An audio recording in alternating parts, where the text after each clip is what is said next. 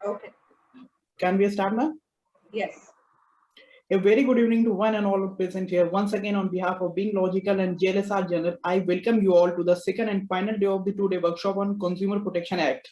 Now, without any wasting time, I would like to hand over the session to ma'am. Ma'am, over to you, please.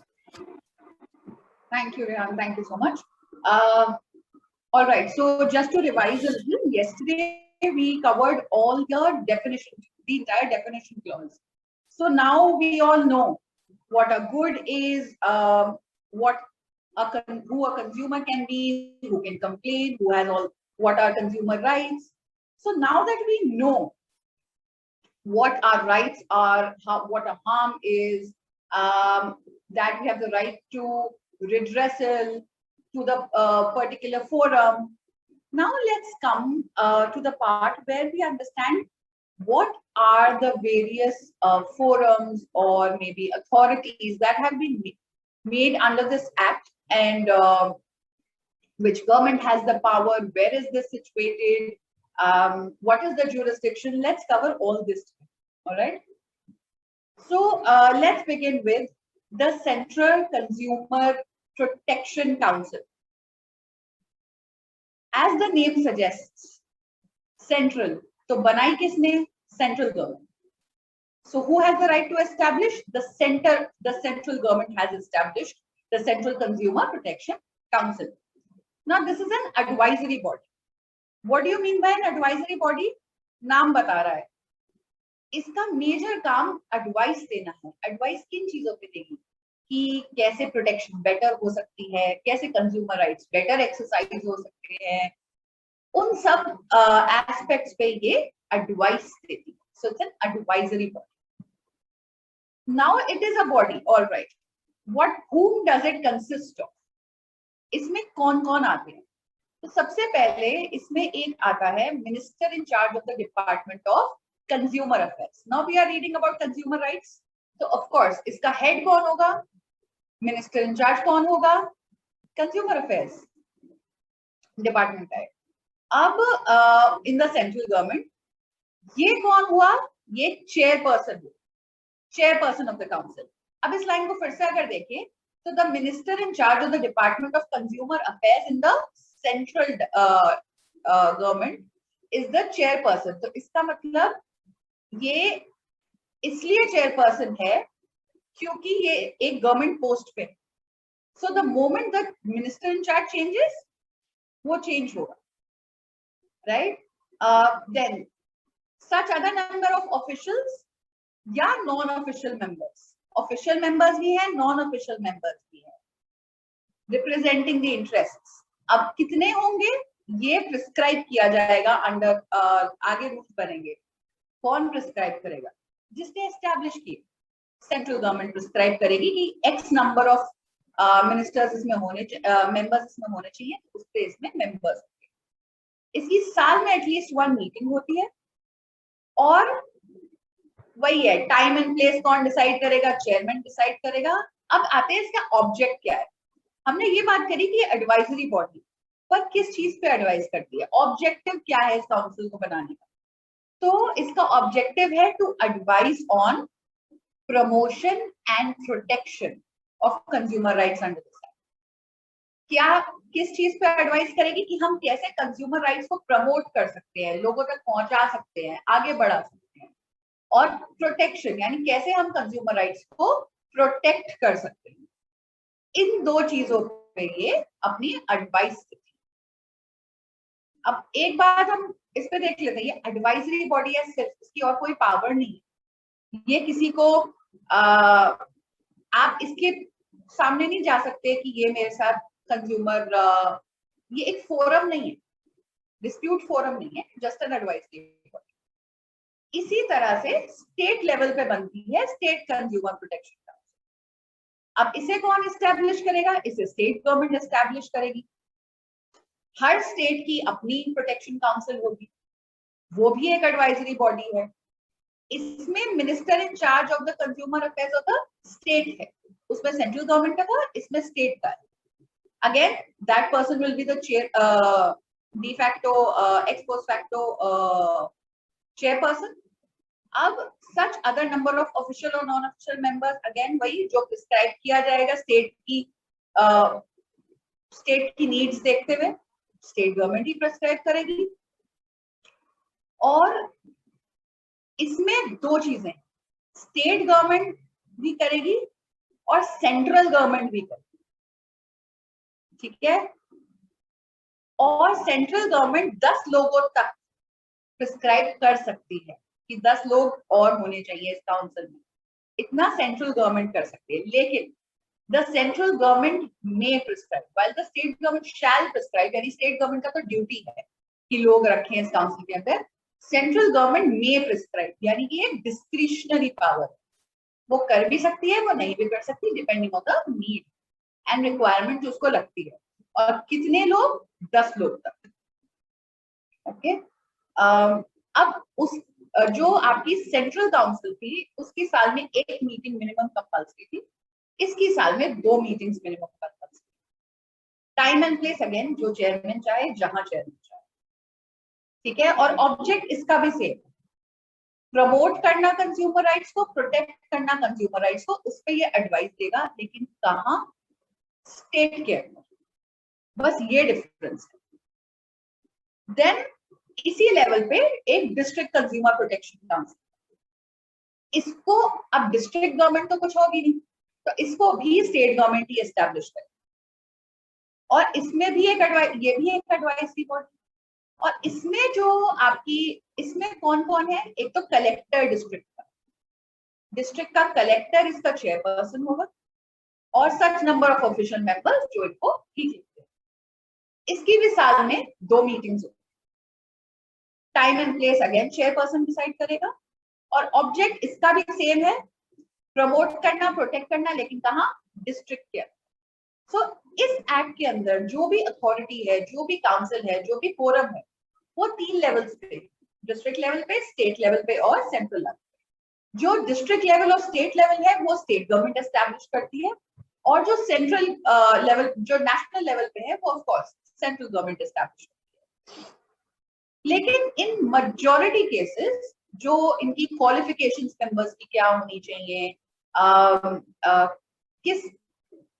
क्या should be the, in short किस level के qualified लोग होने चाहिए, उनकी क्या क्या ड्यूटीज होनी चाहिए, जो इसमें एक मेजॉरिटी क्वालिफिकेशन देखती है, वो तीनों लेवल्स पे in most cases central government के हाथ में, सेंट्रल गवर्नमेंट डिसाइड करती है। और salary of course state government को देनी है, तो स्टेट गवर्नमेंट डिसाइड।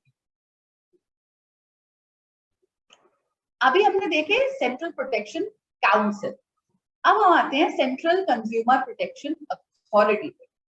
जैसे ही नाम बता रहा है, अथॉरिटी है, अपने आप में इसकी एक अथॉरिटेटिव पावर भी है, ठीक है। अब because it is the central consumer protection council, तो एस्टैब्लिश कौन करेगा? सेंट्रल गवर्नमेंट एस्टैब्लिश करेगी। Now who will consist this, किस इसके मेंबर्स कौन कौन होंगे? तो एक तो इसका एक चीफ कमिश्नर होगा, and again such other members are may be prescribe. और कौन प्रिस्क्राइब करेगा? सेंट्रल गवर्नमेंट प्रिस्क्राइब करेगा। ये सेंट्रल काउंसिल है, और हमारा कैपिटल क्या है? दिल्ली। तो इसका हेडक्वार्टर्स कहाँ होंगे? इसके हेडक्वार्टर्स न्यू दिल्ली। अब इसकी जो वैकेंसी है, अब वैकेंसी द सेंट्रल अथॉरिटी और defect in appointment of the chief commissioner और कमिश्नर, या कोई भी और इरेगुलरिटी जो इसमें है, वो मेरिट्स ऑफ द केस को अफेक्ट नहीं करेंगी। मतलब आपके अगर एक कोई भी केस है, वो इस मामले, उस पे बेसिस पे आप खारिज नहीं करवा सकते कि जी उस वक्त ये मेंबर मिसिंग था, या ये नहीं था, एक वैकेंसी थी उस अथॉरिटी में, नहीं। मेरिट्स ऑफ द केस पे अगर कुछ है, तो आप उसको वैकेंसी पे खारिज नहीं करवा सकते, राइट? ये इनवैलिडेट नहीं करता प्रोसीडिंग्स। मतलब ये है कि अगर चेयरपर्सन, अगर कमिश्नर नहीं है, अगर सेंट्रल अथॉरिटी में कोई वैकेंसी है, उस वक्त एक सारे मेंबर्स नहीं बैठे हुए हैं, तो मेरिट्स ऑफ द केस अगर ठीक है, और आप ये नहीं कह सकते कि प्रोसीडिंग्स ठीक से नहीं चल रही, इरेगुलरिटी थी प्रोसीडिंग्स में, उससे आप इनवैलिडेट नहीं कर सकते मेरिट्स ऑफ द केस। मतलब केस का जो बेसिस है, केस की जो खूबियां है, केस की जो सारे बेस जिस पे केस बेस्ड है, उसको आप खारिज नहीं करवा सकते। अब इसका ऑब्जेक्ट क्या है? जो हमारी काउंसिल थी वो एक एडवाइजरी बॉडी थी, तो उसका ऑब्जेक्ट था एडवाइस देना, प्रमोशन, प्रोटेक्शन। अब जो हमारी अथॉरिटी है उसके ऑब्जेक्टिव्स क्या है? तो इसके ऑब्जेक्टिव्स हैं to regulate matters, to violation of consumer rights. अब कंज्यूमर राइट्स पे अगर वायलेशंस हो रहे हैं तो उसको रेगुलेट करना, उसको मेंटेन करना, उसको ठीक तरह से स्ट्रीमलाइन करना, रेगुलेट करना, अपने हाथ में रखना, कंट्रोल में रखना, ठीक है। अनफेयर ट्रेड प्रैक्टिसेस को सबसे पहले किस चीज को रेगुलेट करना? कंज्यूमर राइट्स के वायलेशंस को। फिर किस चीज को रेगुलेट करना? अनफेयर ट्रेड प्रैक्टिसेस को। अनफेयर ट्रेड प्रैक्टिसेस हमने कल रिवाइज किया था। Unfair trade practices for example cash memo ना देना, फॉर एग्जांपल सामान डिफेक्टिव सामान दिया है तो वापस नहीं लेना, गलत मिसलीडिंग एडवर्टाइजमेंट्स करना, गलत इन्डोर्समेंट्स करना। अब इन शॉर्ट अपने ट्रेड कोड की प्रैक्टिस को ठीक तरह से सही तरीके से नहीं निभाना, ये सब अनफेयर ट्रेड प्रैक्टिसेस हैं। तो इसका अगर वायलेशन हो तो उसको रेगुलेट करना। देन फॉल्स या मिसलीडिंग एडवर्टाइजमेंट्स नहीं होने देना, उनको रेगुलेट करना। फॉल्स या मिसलीडिंग एडवर्टाइजमेंट्स में वो होते हैं जो आपको गलत डायरेक्शन में लीड करते हैं। ये प्रोडक्ट ये प्रॉमिस कर रहा है, ये एडवर्टाइजमेंट आपको ये बिलीव करने में मजबूर कर रहा है कि ये प्रोडक्ट आपके लिए इसलिए बेनिफिशियल होगा, जबकि वो नहीं। तो अगर ऐसा कोई एडवर्टाइजमेंट है उनको रेगुलेट करता है। एंड टू अगेन वो तो आएगा ही जो काउंसिल का ऑब्जेक्टिव था, promote, protect, enforce the rights of the customer. तो एक तो प्रमोट करना, फैलाना, बढ़ावा देना कंज्यूमर राइट्स को, उसके बाद प्रोटेक्ट करना इंटरेस्ट ऑफ द कंज्यूमर, और एनफोर्स करना। इसमें एनफोर्समेंट आ गया। एनफोर्समेंट मतलब आपका ये राइट है, आपको ये दिलवाया जाएगा, तो इसमें एनफोर्समेंट आ गया।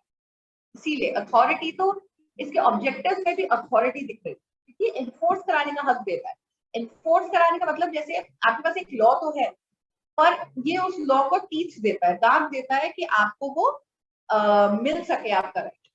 तो दैट इज एन एनफोर्समेंट का ऑब्जेक्टिव में एनफोर्समेंट भी आ गया।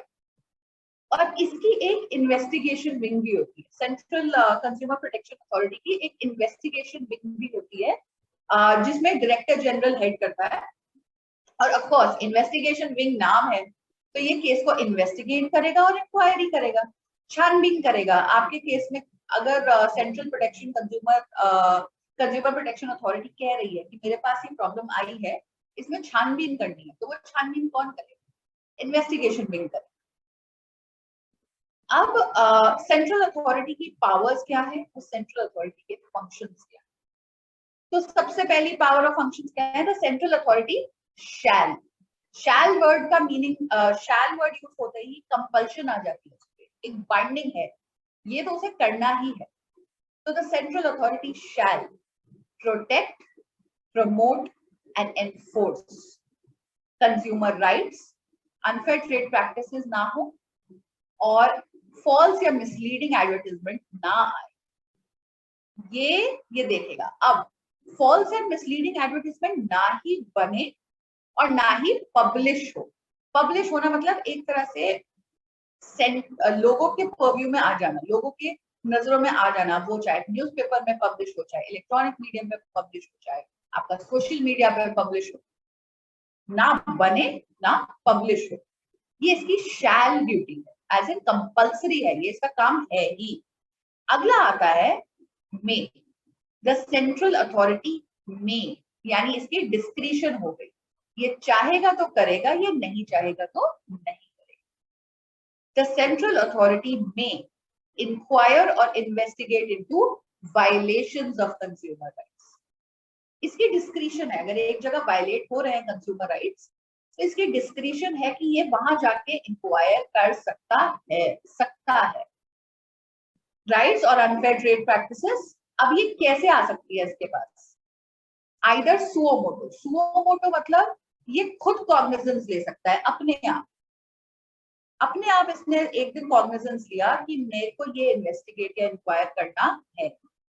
दूसरा, ऑन कंप्लेंट रिसीव, कंप्लेंट कौन करेगा, या कोई जो भी कंप्लेनेंट की डेफिनेशन में आएगा, चाहे वो कंज्यूमर हो चाहे वो बेनिफिशियरी हो, ये सारे कंप्लेनेंट की डेफिनेशन में आते हैं। तो या तो खुद ले सकती है कॉग्निजेंस, या कंज्यूमर या कंप्लेनेंट की कंप्लेंट पे ले सकती है, या directions of the central government पे ले सकती है। सेंट्रल अथॉरिटी है तो किसकी सुनेगी, सेंट्रल गवर्नमेंट की, या सेंट्रल गवर्नमेंट की डायरेक्शन पे। तो 3 तरह से ये कॉग्निजेंस ले सकती है, या तो अपने आप सुओ मोटो, या डायरेक्ट ऊपर से किया जाएगा सेंट्रल अथॉरिटी से, या आप कंप्लेंट करेंगे, या कोई ऑर्गेनाइजेशन आपके बिहाफ पे कंप्लेंट करेगी, तो कंप्लेंट के बेसिस पे। इन 3 तरीकों से ये कॉग्निजेंस लेके इंक्वायरी कर सकते हैं।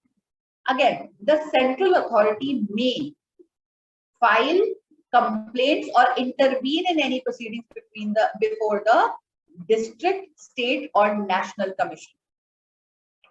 अब इसमें सिर्फ इसके सामने अगर ये सिर्फ कॉग्निजेंस लेती नहीं है, इसका एक और राइट है, और वो ये है कि दिस में, अगेन डिस्क्रिशन पे, अगर चाहे तो खुद कंप्लेंट फाइल कर सकती है किसी भी फोरम पे, डिस्ट्रिक्ट लेवल, स्टेट लेवल या नेशनल लेवल फोरम पे खुद कंप्लेंट आपके बिहाफ पे फाइल, कंज्यूमर्स के बिहाफ पे फाइल कर सकती है, या किसी फोरम में अगर ऑलरेडी प्रोसीडिंग चल रही है, समझ लो आप फोरम को कोर्ट मानो, और कोर्ट में अगर केस चल रहा है तो ये इंटरवीन भी कर सकती है, बीच में जाके रोक सकती है, या कुछ अपनी सबमिशन कर सकती है, ये अपनी तरफ से कुछ ऐड कर सकती है, तो इंटरवीन कर सकती है। ठीक है, तीनों फोरम्स में, डिस्ट्रिक्ट, स्टेट, नेशनल फोरम के बाद सेंट्रल अथॉरिटी में review matters, recommend adoption of an international covenant, spread awareness, etc.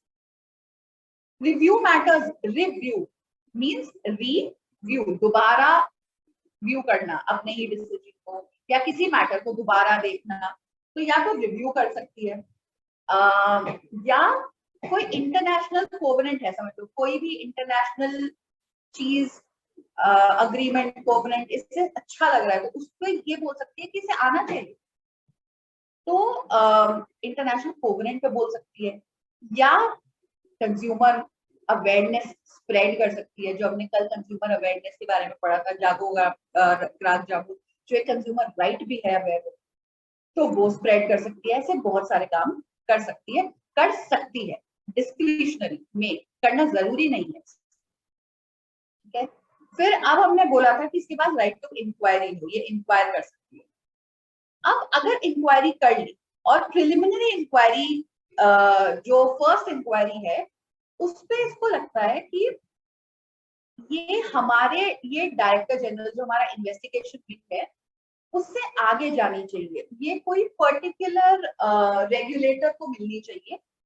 Regulator कौन हुआ, किसी भी एक्ट के अंदर कोई रेगुलेटर बताया हो, जैसे हर एक्ट में मेजॉरिटी सेक्टर्स का एक रेगुलेटर होता है, जैसे आपका ट्राई है टेलीकॉम इंडस्ट्री का, देन आपका सेबी है आपका स्टॉक एक्सचेंज का, तो ऐसे हर सेक्टर का एक रेगुलेटर होता है जो सेक्टर को रेगुलेट करता है, संभालता है, एक तरह से हेवायर नहीं जाने देता। तो ये चाहे तो अपनी जब प्रिलिमिनरी इंक्वायरी हो जाए तो उसके बाद उस पर्टिकुलर रेगुलेटर को दे सकता है, किसी और एक्ट में मेंशन रेगुलेटर को, कि फर्दर इंक्वायरी आप करिए, हमें डिटेल्ड इंक्वायरी चाहिए या सेक्टर स्पेसिफिक इंक्वायरी चाहिए आपको, तो ये रेफर कर देगा मैटर रेगुलेटर। एक इसके पास और अथॉरिटी, और वो है, अब डिफेक्टिव गुड्स है और डिफेक्टिव गुड्स बिक भी गए हैं या डिफेक्टिव सर्विसेज बिक भी गई हैं, अब ये उनको रिकॉल भी कर सकता है। रिकॉल यानी वापस लेना, तो ये बोलेगा कि आप अपनी जो आपका बैच खराब पहुंचा है, ये पर्टिकुलर आपके प्रोडक्ट खराब पहुंचे, इसको आप वापस लो, और ये प्राइस भी वापस दिलवा सकते, कॉम्पेंसेट भी करवा सकता है कंज्यूमर, ये भी एक पावर है। और ये कौन से गुड्स को रिकॉल कराएगा, देखो हर डिफेक्टिव बैच के गुड्स को तो सेंट्रल अथॉरिटी आके रिकॉल कराएगी। रिकॉल क्या तब देगी जब वो हजार्डस गुड्स है, हजार्डस डेंजरस गुड्स है लाइफ के लिए, या बहुत ही अनसेफ गुड्स है, तो उनको ये बोलेगी कि आप पूरा का पूरा बैच अपना रिकॉल कर लो और आप कॉम्पेंसेट कर दो जो कंज्यूमर है। ये भी इसके पास पावर है। और एक और पावर है कि ये भी कह सकती है कि अनफेयर ट्रेड प्रैक्टिसेस अगर चल रही है ना, तो उसको डिसकंटिन्यू करा सकती है, रुकवा सकती है। तो ये भी कर सकती है अगर अनफेयर है कंज्यूमर्स। उसके बाद the central authority has the power to issue directions and penalties against false और मिसलीडिंग एक्ट। इसमें दो चीजें कवर हुई। एक तो हुई डायरेक्शंस कि ऊपर से डायरेक्शन देगी ये ऐसे करो या ऐसे करो अगेंस्ट द मिसलीडिंग एडवर्टाइजमेंट, कि इसको वापस ले लो या एक अपॉलॉजी दे दो। ये बहुत सारी डायरेक्शंस हो सकती है। और दूसरी चीज है पेनल्टी। पेनल्टी आपको पनिशमेंट मिल रही है एक तरह से मॉनेटरी, तो वो पीनलाइज भी कर सकती है। अच्छा, अब सेंट्रल अथॉरिटी का डिसीजन फाइनल तो हो नहीं सकता, राइट? कोई भी कोर्ट अगर है तो उसके डिसीजन की अपील कहीं तो जाती, तो इसकी अपील कहाँ जाए, इसकी अपील होगी या नहीं? तो इफ आप सेंट्रल अथॉरिटी के डिसीजन को अपील करते हो तो उसकी अपील जाएगी आपका national commission, national consumer commission. और कितने दिन के अंदर जाएगी? अपील की भी एक लिमिटेशन पीरियड होती है, तो ये 30 डेज के अंदर जाएगी। Within 30 days you have to appeal to the national commission. After that आपका राइट बार हो जाता है। टोटली बार हो जाता है मतलब इसके बाद आप अपील नहीं कर सकते। लेकिन आपका राइट बार होता है। जो कमीशन है, नेशनल कमीशन है, उसको अगर डिस्क्रिशनरी तौर पे उसकी अगर डिस्क्रिशन ये लगती है, अगर वो सेटिस्फाइड है कि आपका रीजन ना अपील कर पाने का बहुत जायज रीजन है आपके पास, you had sufficient cause as we say, तो वो आपको अलाउ कर सकती है, बट वो उसकी डिस्क्रिशन। डिस्क्रिशन वर्ड बहुत इंपॉर्टेंट है पूरा एक्ट पर। उसके बाद हम आते हैं, अब अथॉरिटी सिर्फ सेंट्रल है, स्टेट या डिस्ट्रिक्ट अथॉरिटी नहीं, कंज्यूमर अथॉरिटी से भी। अब आते हैं हम अपने मेन फोरम्स, जो कि डिस्ट्रिक्ट लेवल, स्टेट लेवल और सेंट्रल लेवल पे आपके फोरम्स, जो हमारी कोर्ट्स है जिसमें हम जाते हैं। तो फर्स्ट सबसे नीचे से शुरू करते हुए सबसे पहले पड़ेगा district consumer dispute redressal commission. नाम में ही आ गया, डिस्ट्रिक्ट है तो डिस्ट्रिक्ट लेवल पे है, कंज्यूमर है कंज्यूमर कोर्ट, यानी कंज्यूमर केसेस होंगे यहाँ पे। डिस्प्यूट्स रिड्रेसल, डिस्प्यूट्स का जहाँ पे रिड्रेसल हो जाए, डिस्प्यूट्स खत्म किए जाए, उनका समाधान निकाला जाए, कमीशन। इजी। अब इसको एस्टैब्लिश कौन करेगा? Like I had told you earlier that district government तो है नहीं, तो एस्टैब्लिश कौन करेगा? स्टेट गवर्नमेंट एस्टैब्लिश करेगा a district consumer redressal forum for every district, each district of the state. तो आपकी स्टेट में जितनी भी डिस्ट्रिक्ट्स हैं उन सब में एक कंज्यूमर फोरम होगा, मिनिमम एक कंज्यूमर फोरम होगा। और the state government may establish more than one district commission. इसमें क्या था? The state government shall establish one and the state government may establish more than one. यानी एक एस्टैब्लिश करना तो कंपल्सरी हो गया, और मल्टीपल एस्टैब्लिश कर सकता है। पॉपुलेशन कितनी है, कितनी नीड है, कितने डिस्प्यूट्स हैं, इन सब चीजों को बेस करते हुए आपके मल्टीपल डिस्ट्रिक्ट फोरम भी हो सकते। अब who will be now, what will it consist of? Who will it consist of? सबसे पहले टॉप मोस्ट अ प्रेसिडेंट, जो इनका प्रिजाइडिंग ऑफिसर होता है कंज्यूमर कमीशन को, उसको हम प्रिजाइडिंग ऑफिसर या जज ना बोल के एक प्रेसिडेंट बोलते हैं, ठीक है? So a president and not less than 2 and not more than such a number of members as prescribed. तो प्रेसिडेंट और प्लस मिनिमम 2 लोग तो और होने ही चाहिए। तो बेसिक जो मिनिमम बेंच होगा वो 3 का तो होना ही चाहिए। कंज्यूमर कमीशन में मिनिमम 3 लोग होने चाहिए, और मैक्सिमम तो जो गवर्नमेंट प्रिस्क्राइब करेगी जो इनके इंटरनल डिसीजंस में प्रिस्क्राइब होगा उतने मैक्सिमम हो सकते हैं। अब इसको करेगा स्टेट गवर्नमेंट, जो ये नंबर ऑफ प्रिस्क्राइब्ड करेगा स्टेट गवर्नमेंट, लेकिन इससे in consultation with the central prescribe करेगा स्टेट गवर्नमेंट, कंसल्टेशन लेगा स्टेट सेंट्रल गवर्नमेंट, उसकी सलाह पे आगे बढ़ेगा। अब इसकी ज्यूरिसडिक्शन क्या है? ज्यूरिसडिक्शन कई तरीकों से होती है। एक होती है टेरिटोरियल ज्यूरिसडिक्शन। टेरिटोरियल ज्यूरिसडिक्शन होती है कि इस एरिया में आप रहते हो या इस एरिया में क्राइम हुआ या कंज्यूमर डिस्प्यूट हुआ, वो हो गया टेरिटरी पे डिपेंड की किस कोर्ट में केस जाए। एक होती है पिक्यूनरी ज्यूरिसडिक्शन। पिक्यूनरी ज्यूरिसडिक्शन होती है कि ये कोर्ट इतने लाख तक का केस हैंडल करेगी, उससे ऊपर वाली कोर्ट इतने लाख तक का केस हैंडल करेगी। तो ये मनी पे डिपेंडेंट होती है कि डिस्प्यूट कितना बड़ा है, तो वो होती है पिक्यूनरी ज्यूरिसडिक्शन। तो इसकी जो पिक्यूनरी ज्यूरिसडिक्शन है डिस्ट्रिक्ट लेवल की, वो 1 करोड़ तक, 1 करोड़ तक। जो हमारा पुराना एक्ट था उसमें नेशनल की 1 करोड़, नेशनल कंज्यूमर कमीशन की 1 करोड़ की। सो इसमें अगर 1 करोड़ तक का आपके जो गुड्स है, जो कॉम्पेंसेशन चाहिए, जो डिस्प्यूट वो 1 करोड़ तक का है, तो आप अपने डिस्ट्रिक्ट में ही अपना केस डाल सकते हो। कितनी कन्वीनियंस है इस एक्ट ने जो कर दिया। पहले अगर आपका बड़ा कोई केस होता था तो आपको दिल्ली आना पड़ता था, आपको नेशनल कमीशन पे जाना पड़ता था और आपको वहां केस लड़ना था।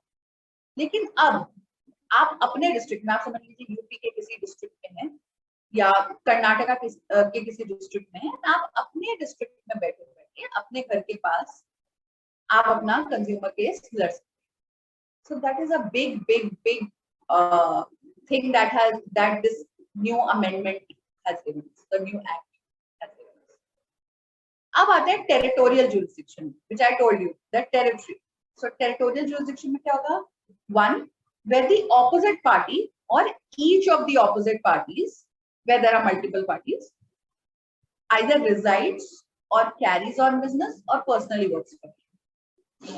तो अगर एक डिस्प्यूट में मल्टीपल पार्टीज हैं, यू वर्सेस मल्टीपल पार्टीज, तो first condition either one party और all of the opposite parties, सारी की सारी वो सब एक टेरिटरी में रहती हैं, तो ऑपोजिट पार्टी की टेरिटरी में के डिस्ट्रिक्ट में आप डाल सकते हैं अपना consumer. Second point, where even if one of the parties opposite parties reside with the permission of the other parties, आप उसके डिस्ट्रिक्ट में डाल सकते हैं।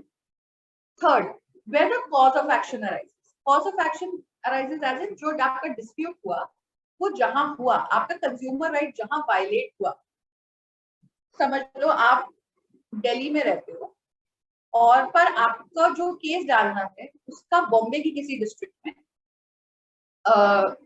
आप बॉम्बे गए थे घूमने, वहां आप एक शॉप पे गए, वहां आपने कोई भी आपके साथ किसी में भी रेस्टोरेंट में या किसी शॉप पे आपका कंज्यूमर राइट वायलेट हुआ, you want to file a case for it, तो आप जहां कॉज ऑफ एक्शन अराइज हुआ बॉम्बे की वो पर्टिकुलर जगह, वो डिस्ट्रिक्ट, उसमें आप अपना केस डाल सकते हैं। And last and I would say the most important territory जहां आप डाल सकते हो अपना केस, जो इस एक्ट ने हमें दिया, दिस पर्टिकुलर एक्ट, वो है in the territory, in the district where you reside, where the complainant resides. ये पहले अवेलेबल नहीं था, this is a new addition. ये बहुत इंपॉर्टेंट एडिशन है क्योंकि अब आप अपने घर बैठे बैठे अपनी डिस्ट्रिक्ट में बैठे बैठे केस डाल सकते हो। This is a very important change because at the end ये consumer beneficial legislation for the consumer, वो बेनिफिशियल अब हुआ है यहाँ पे, तो ये बहुत बड़ा लूपहोल भरा गया। अब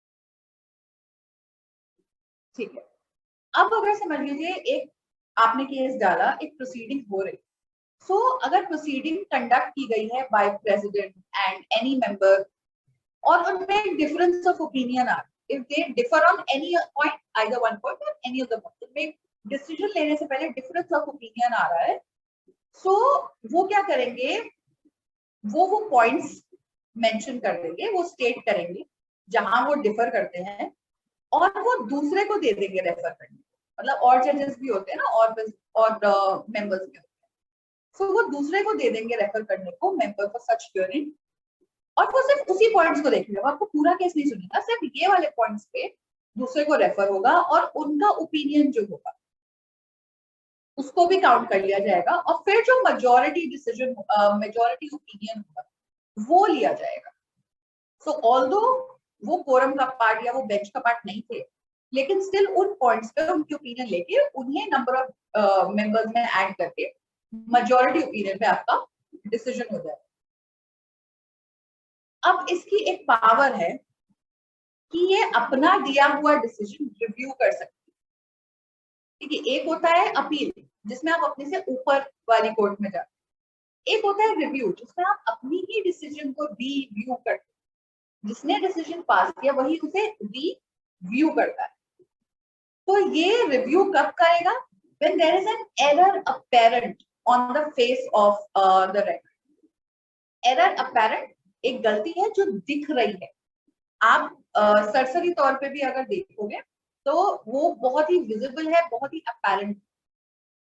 तो कोई ऐसा बेसिक सा गलती हो गई है जो दिख रही है बिल्कुल, उस पर रिव्यू भी हो सकता है, और रिव्यू कौन करेगा, वही वाला जिस फोरम को दिया है वही करेगा, ठीक है। अब ये रिव्यू क्या कैसे होगा, मतलब एक दिन कोर्ट को कैसे पता चलेगा कि मुझे अपना डिसीजन को रिव्यू करना है, ये डिसीजन कौन लेगा। तो अगेन या तो सुओ मोटो, अगर उनको पता चल गया और वो खुद ही अपने आप ही सुओ मोटो अपने आप ही रिव्यू का कॉग्निजेंस ले लेते, रिव्यू का डिसीजन ले लेते हैं कि हम रिव्यू करेंगे, ठीक है। दूसरा एप्लीकेशन, आप अप्लाई कीजिए कि हमें लगता है ये गलत है, दिख रहा है, you apply for a review, and उसके रिव्यू कितने दिन में अप्लाई, अगेन एप्लीकेशन की भी कोई लिमिटेशन पीरियड होनी चाहिए। अब मैं अगर एरर अपैरेंट भी है, अगर मुझे रिव्यू के लिए डालना भी है, तो मैं 4 साल बाद जाके तो नहीं कह सकती कि नहीं नहीं आपके ये डिसीजन में रिव्यू की नीड है तो आप रिव्यू करिए, नहीं कर सकती। तो रिव्यू की लिमिटेशन पीरियड कितनी है, रिव्यू की limitation 30 days. Limitation is a very either you are studying the Consumer Protection Act or you are studying any particular law, you have to read limitation. Limitation चाहे आप proper limitation act पढ़िए, और जो act अगर जो legislation आप पढ़ रहे हैं तो उसमें लिमिटेशन पीरियड दिए हैं तो वो भी रेलेवेंट है, because it is said that law supports the vigilant and not those who sleep over their rights. Vigilantibus non dormantibus jure subservient. Law assists the vigilant. It is said that you cannot sleep over your rights, and if you do, then it is nobody's but your fault. तो इसका limitation period कितना लगाया है, 30 days. अब समझ लीजिए इसकी appeal, again appeal कहीं ना कहीं तो जाएगी, और कॉमन सेंस क्या कहती है कि डिस्ट्रिक्ट फोरम की अपील है, कहाँ जाएगी, स्टेट कमीशन में, बिकॉज हायरार्की क्या है, डिस्ट्रिक्ट, स्टेट, नेशनल। तो इसकी अपील कहाँ जाएगी, स्टेट कमीशन में जाएगी। कितने दिन में जाएगी, 45 days में जाएगी। This is important to remember because this is the only forum जिसकी अपील 45 days में जाती है, अदरवाइज स्टेट कमीशन या नेशनल कमीशन, इन दोनों की अपील्स अगर आपको लगानी है तो वो 30 days का पीरियड है। सो अपील कहाँ जाएगी, स्टेट कमीशन जाएगी। कितने दिन में जाएगी, 45 days, राइट। तो an appeal by a person who is required to pay an amount, appeal आपने करी, इट्स वेरी इजी।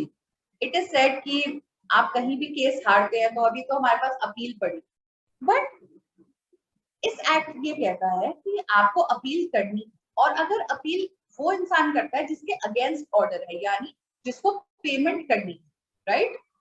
तो अगर अपील करता है तो उसको 50% of the amount to be paid पहले जमा कराना होगा। एक बार रीड करते हैं। An appeal by a person who is required to pay any amount in terms of the order of the district court. District court ने आपके अगेंस्ट एक ऑर्डर दिया, उसमें ये बोला कि आपको ये अमाउंट कंज्यूमर को पे करना। आपने कहा I will appeal to the state commission, ठीक है। सो ही शैल, तो स्टेट कमीशन आपकी अपील तब तक एंटरटेन ही नहीं करेगा जब तक आप अपेलेंट को, unless the appellant has deposited 50% of that amount in the bank.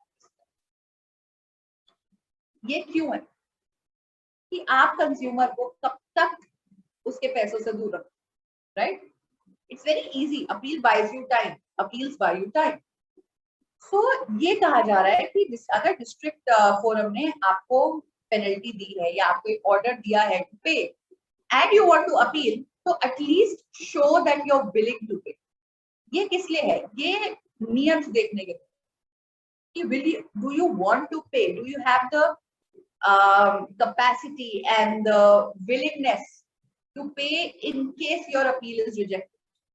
तो 50%, half of the amount आप जमा कराइए, उसके बाद हम आपको आपकी अपील सुनेंगे। उससे पहले अपील एंटरटेन ही नहीं, सुनी ही नहीं जाएगी जब तक आप ये डिपॉजिट नहीं करते। और सेटलमेंट ऑर्डर जो होगा ना, उसकी अपील होगी ही नहीं।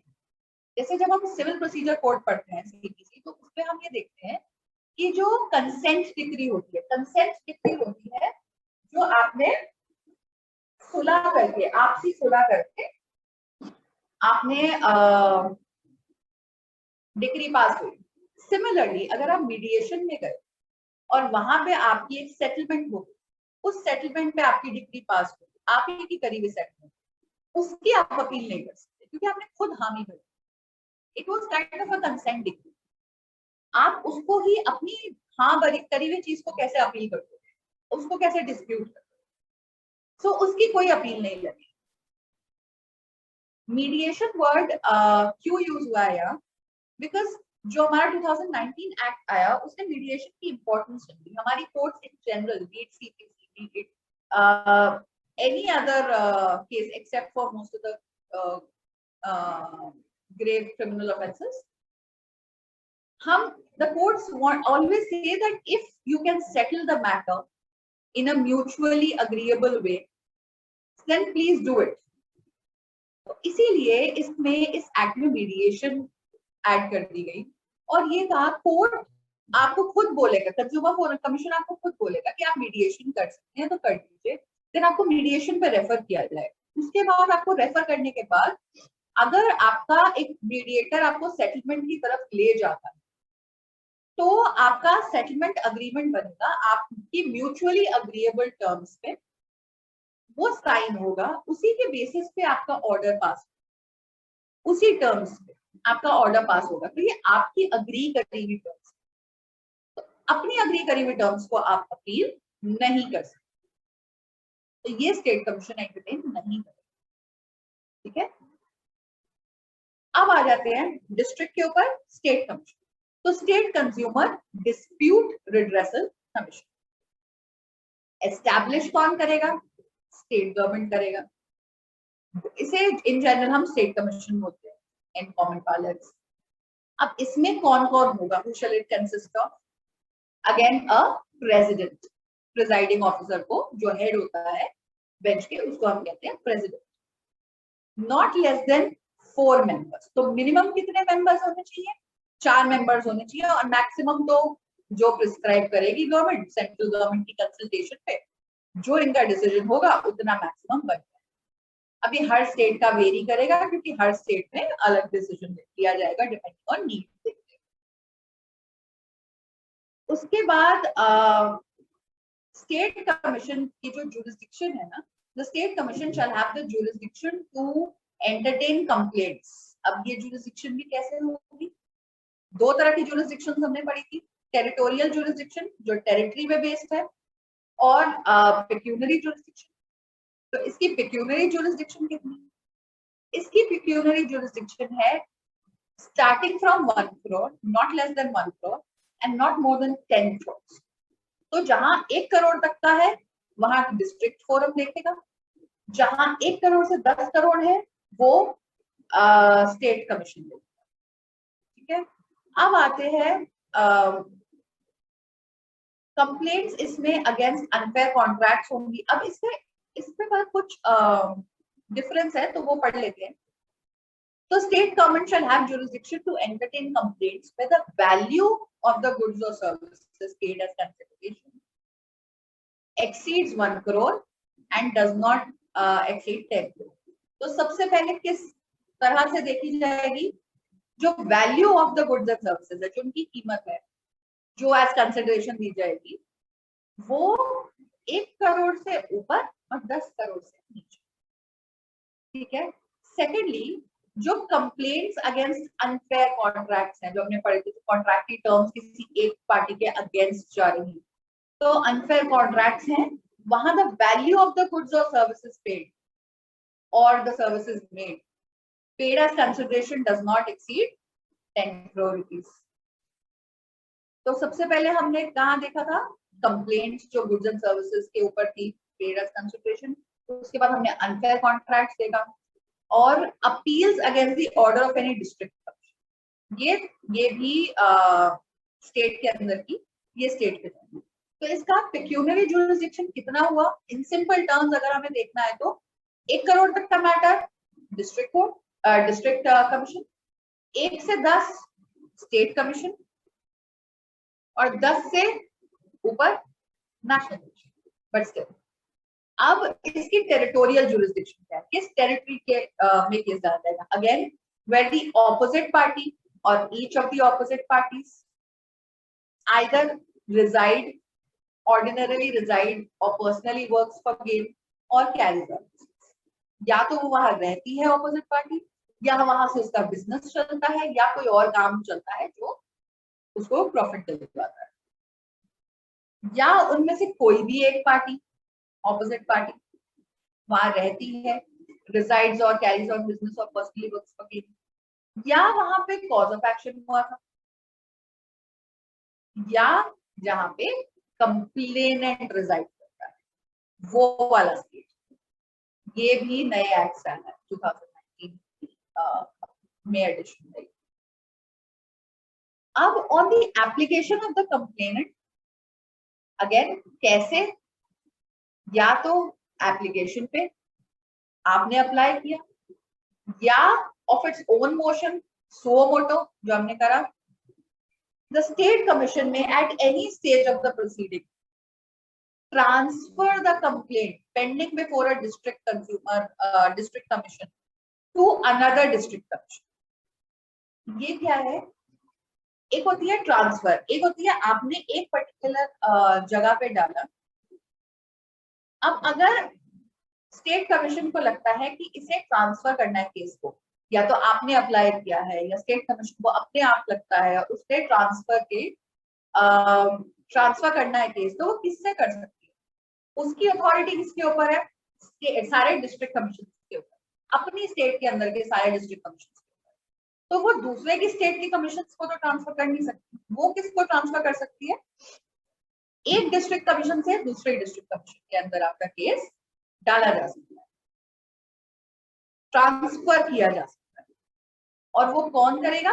स्टेट कमीशन, क्योंकि आप अपने से नीचे के सारे कोर्ट्स का, सारे कमीशंस का उसके पास है पावर, अथॉरिटी उसके पास। अब ये क्यों करेगा? ऐसे नॉर्मली तो कर नहीं सकता कि सॉरी मुझसे गलती हो गई, दूसरी जगह डाल दो केस, राइट? ये तब करेगा जब इंटरेस्ट ऑफ जस्टिस में, जब इसको लगेगा कि पार्टीज को जस्टिस मिले, उसके लिए बहुत जरूरी है, it's in the interest of justice. उन केसेस में ट्रांसफर हो सकता है। फिर the state commission shall have the power to review. So the power to review any order passed by it if there is an error apparent on the face of the record. दिख रहा है, प्रत्यक्ष है, either of its own motion, suo moto, or on an application. कितने दिन के अंदर review की एप्लीकेशन डाल सकती है? Again 30 days. डिस्ट्रिक्ट की भी 30 days थी, स्टेट की भी 30 days from the date of such order. जिस दिन ऑर्डर हुआ उसके 30 days के अंदर आप रिव्यू की एप्लीकेशन लगा सकते हैं. अब अपील, इसकी अपील जाएगी किसको? हायरार्की क्या कहती है? स्टेट से ऊपर नेशनल कमीशन. तो अपील किसको जाएगी? National commission. कितने दिन के अंदर जाएगी? What is the limitation period? So the limitation period is 30 days. District का कितना था? 45 days. स्टेट का कितना है लिमिटेशन पीरियड? स्टेट की अपील, स्टेट कमीशन की अपील नेशनल कमीशन में जाने के लिए 30 days. अब appeal by a person who is required to pay an amount. फिर जो ये हमने पहले भी डिस्कस किया है कि अगर आपके अगेंस्ट एक ऑर्डर हुआ है, उस ऑर्डर में ये ऑर्डर है कि आपको एक अमाउंट पे करना है एज कॉम्पेंसेशन, तो आप 50% ऑफ दैट अमाउंट डिपॉजिट करेंगे. Only then, when the court sees that you are a serious party and you are willing to pay, आपकी सीरियसनेस, आपकी विलिंगनेस दिख जाएगी, उसके बाद ही national commission will entertain your appeal. Until then the national commission will not entertain your appeal. And appeal एक और चीज है, ये तो हमने पढ़ा था कि जो आपका सेटलमेंट ऑर्डर है, जो आप मीडिएशन में गए, वहां से आपका सेटलमेंट ऑर्डर आया और आपने खुद हाँ की थी, इसलिए उसकी अपील नहीं हो सकती, राइट? बट अगर एक एक्स पार्टे ऑर्डर हो गया, एक्स पार्टे ऑर्डर मतलब आप किसी वजह से नहीं पेश हो पाए या आपकी नहीं सुनी गई, आप पहुंच नहीं पाए और आपके पीछे से एक ऑर्डर पास हो गया क्योंकि कोर्ट को लगा कि आप शायद नहीं आना चाहते या आप अवॉइड कर रहे हो, कोई भी रीजन हो सकता है कमीशन का, और आपके बिना जाने, आपके बिना प्रेजेंट हुए, आपकी बात बिना सुने गए एक ऑर्डर पास हो गया, एक्स पार्टी ऑर्डर हो गया, एक्स पार्टी बिना पार्टी के ऑर्डर पास हो गया, तो उस केस में नेशनल कमीशन पे अपील हो सकती है. The appeal may lie, right, अगर एक्स पार्टी ऑर्डर हुआ है. नाउ द सेंट्रल गवर्नमेंट, अब आते हैं हम national commission. So we've discussed district commission, we've discussed state commission. Now what is the next? National commission. So the central government shall establish a national commission. अब कौन establish करेगा? Nation wide अगर एक commission बिठानी तो वो कौन establish करेगा? Central government. तो central government shall establish, compulsory है, shall establish a dispute redressal commission to be known as the national commission. अब नेशनल कमीशन में कौन होगा? Again a president and not less then 4 members and maximum तो वही है prescribed bye जो central government को ठीक लगे. अब नेशनल कमीशन की ज्यूरिसडिक्शन क्या हो? ज्यूरिसडिक्शन देखते हैं.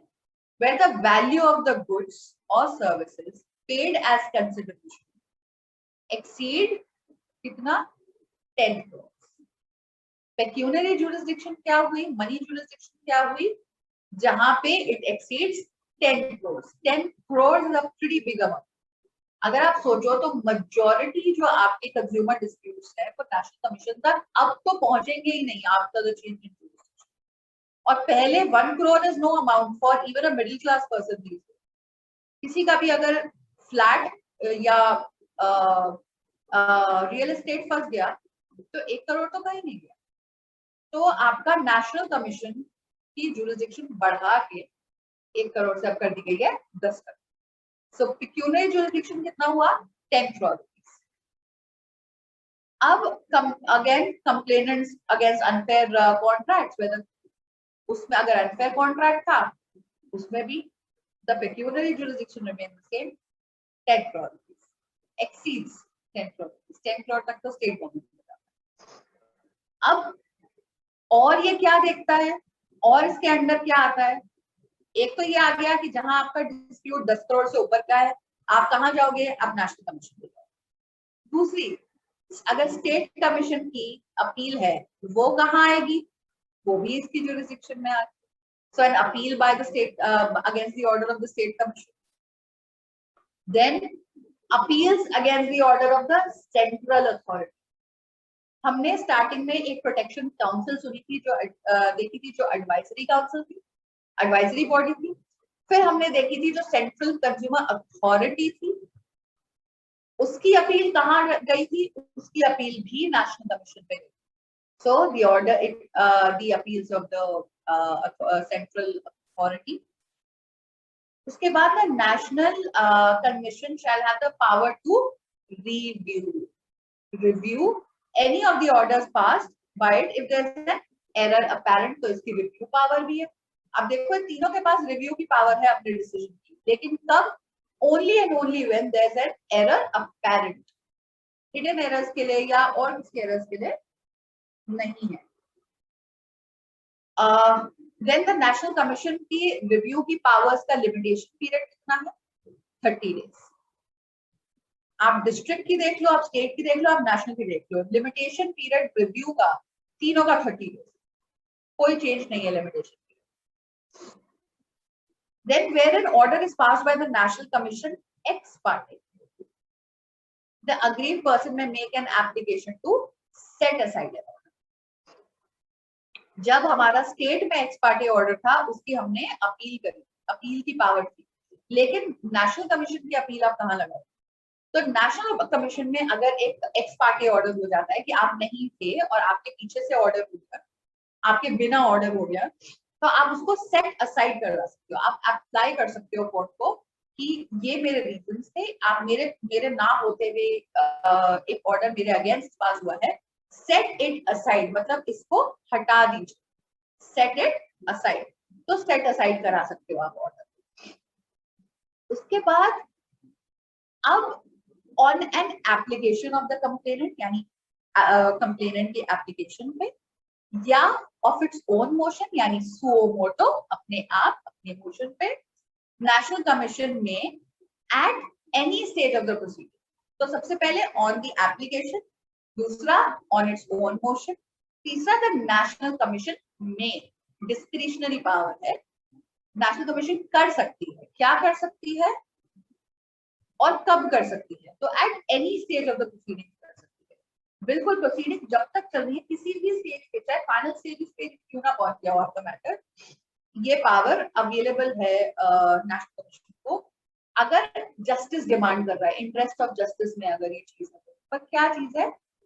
Transfer any complaint.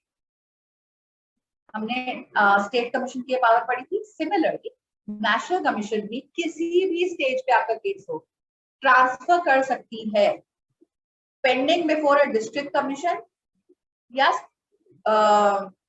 किस पे?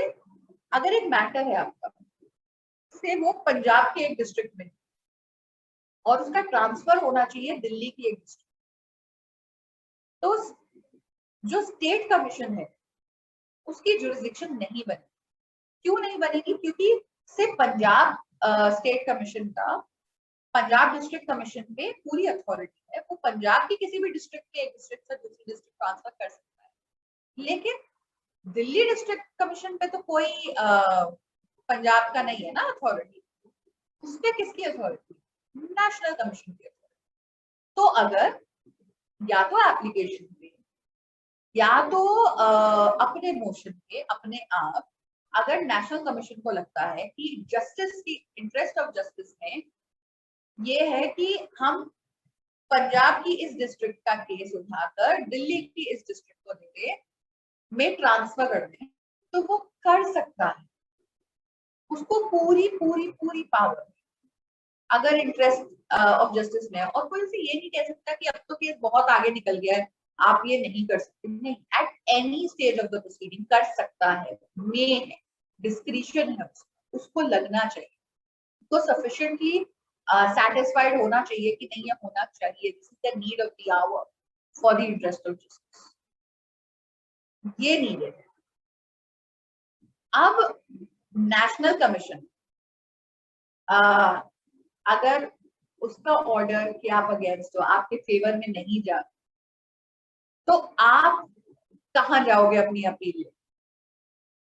Where will you go for, where will you appeal for an against an order of the national commission. उससे ऊपर एक चीज है और वो है supreme court. So the appeal of the national commission will go to the supreme court. Again कोई limitation period तो होगा, कितना लिमिटेशन पीरियड है? So the limitation period is 30 days। 30 days के अंदर अंदर आपको सुप्रीम कोर्ट में अपील डालनी। और इसमें भी सेम है कि आपको अपनी जो भी ऑर्डर हुआ है उसका 50% ऑफ द अमाउंट आपको डिपॉजिट करना है। Only then your appeal will be entertained. Before that your appeal will not be entertained. अब अगर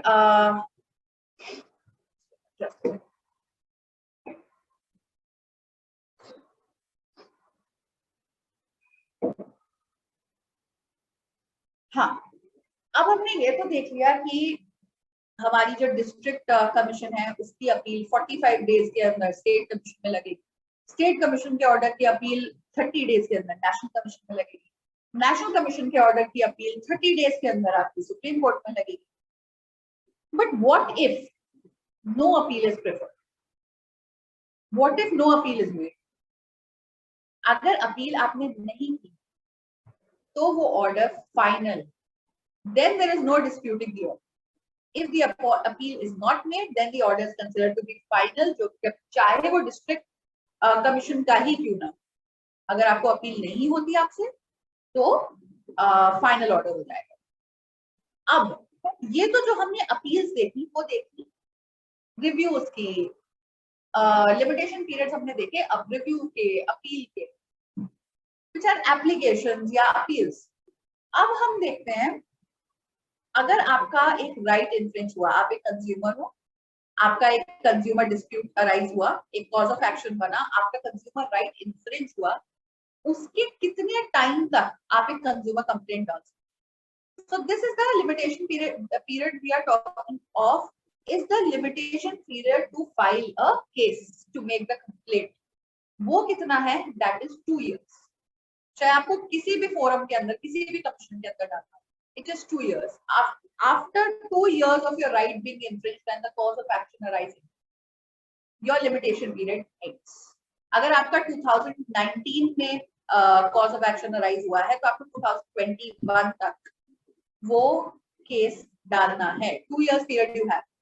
अब इसमें एक एक्सेप्शन वो ये है कि if the commission thinks fit, आप जिस भी कमीशन में अपना केस डाल रहे हो, अगर कोर्ट को ये लगता है कि there was a sufficient reason why you could not file the case, अब उसमें एक sufficient reason कुछ भी हो सकता है। maybe there was some legal disability थी आपको, आप माइनर थे, या मे बी आपकी मेंटल हेल्थ ठीक नहीं थी, कोई भी एक रीजन हो सकता है जो सफिशिएंट लगता है कोर्ट को डिले तो द कोर्ट में अलाउ द केस। में वो कोर्ट की डिस्क्रिशन है, वो आपका राइट नहीं। 2 साल तक आपका राइट है कि आप कोर्ट के पास जाओ और अपना केस डालो, लेकिन 2 साल खत्म होने के बाद का जो पीरियड है उसमें आपका राइट नहीं है। वो कोर्ट की मर्जी है, वो आपका केस एंटरटेन करेगी या नहीं करेगी। अब हाँ, अगर आप समझ लो आपका डिस्ट्रिक्ट कमीशन या स्टेट कमीशन या नेशनल कमीशन ने ऑर्डर दे दिया और वो ऑर्डर फाइनल है। अब हमने जैसे बात की अपील नहीं हुई तो ऑर्डर फाइनल है। अब ये एनफोर्स कैसे होगा? इसको डिक्री माना जाएगा, सीपीसी के अंडर की डिक्री माना जाएगा। और सीपीसी में ऑर्डर 21 जो आपके सारे एनफोर्समेंट के आपके प्रोविजंस हैं वही अप्लाई करके सिविल डिक्री की तरह इसको एनफोर्स किया जाएगा। और एक तो चीज हो गई कि एक सिविल कंप्लेंट है, अगर आपने एनफोर्समेंट, अगर आपने एग्जीक्यूट डिक्री को करा लिया तो सिविल तरीके से चला। लेकिन कभी कभी कुछ लॉज को ना थोड़े से टीच दे दिए जाते हैं। It is given jaws to grab for non compliance, कि अगर नॉन कंप्लायंस है ऑर्डर तो आपने पास कर दिया कमीशन ने, लेकिन उसको कंप्लाई नहीं किया जा रहा, पेमेंट नहीं की जा रही, या जो भी XYZ ऑर्डर है वो एनफोर्स नहीं किया जा रहा, तो पनिशमेंट की पेनल्टी क्या होगी? So whoever fails to comply with any order made by the district commission or the state commission or the national commission, तीनों के लिए पेनल्टी सेम है. और पेनल्टी क्या है? तो या तो imprisonment which shall not be less than 1 month but which may extend to 3 years. तो ये जो 1 month है ये मिनिमम पीरियड है और जो 3 years है ये मैक्सिमम पीरियड. इसके बीच में कोर्ट अपनी डिस्क्रिप्शन से किसी भी पीरियड को फाइनल कर सकती है. ये पूरा एक कोर्ट को प्ले दिया जाता है कि आपको 1 month से लेकर 3 years तक आपकी मर्जी है, आप कोई भी पनिशमेंट दीजिए, लेकिन 1 month से कम नहीं दे सकते और 3 years से ज्यादा नहीं दे सकते. और fine fine which shall not be less than 25,000 but which may extend to 1 lakh. तो सेम 25,000 से नीचे का फाइन नहीं, 1 लाख से ज्यादा का फाइन नहीं. इनके बीच में कोर्ट को जो कमीशन को सही लगता है वो अवॉर्ड कर सकती है.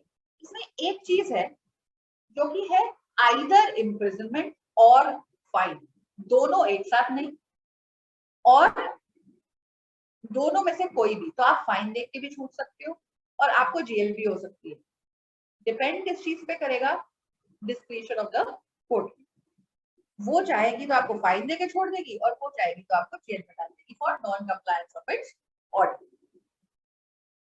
अब जो अपील्स है ना, चाहे वो डिस्ट्रिक्ट की, चाहे स्टेट की, चाहे नेशनल कमीशन की, ये बोथ ऑन फैक्ट्स या लॉ दोनों पे हो सकती है.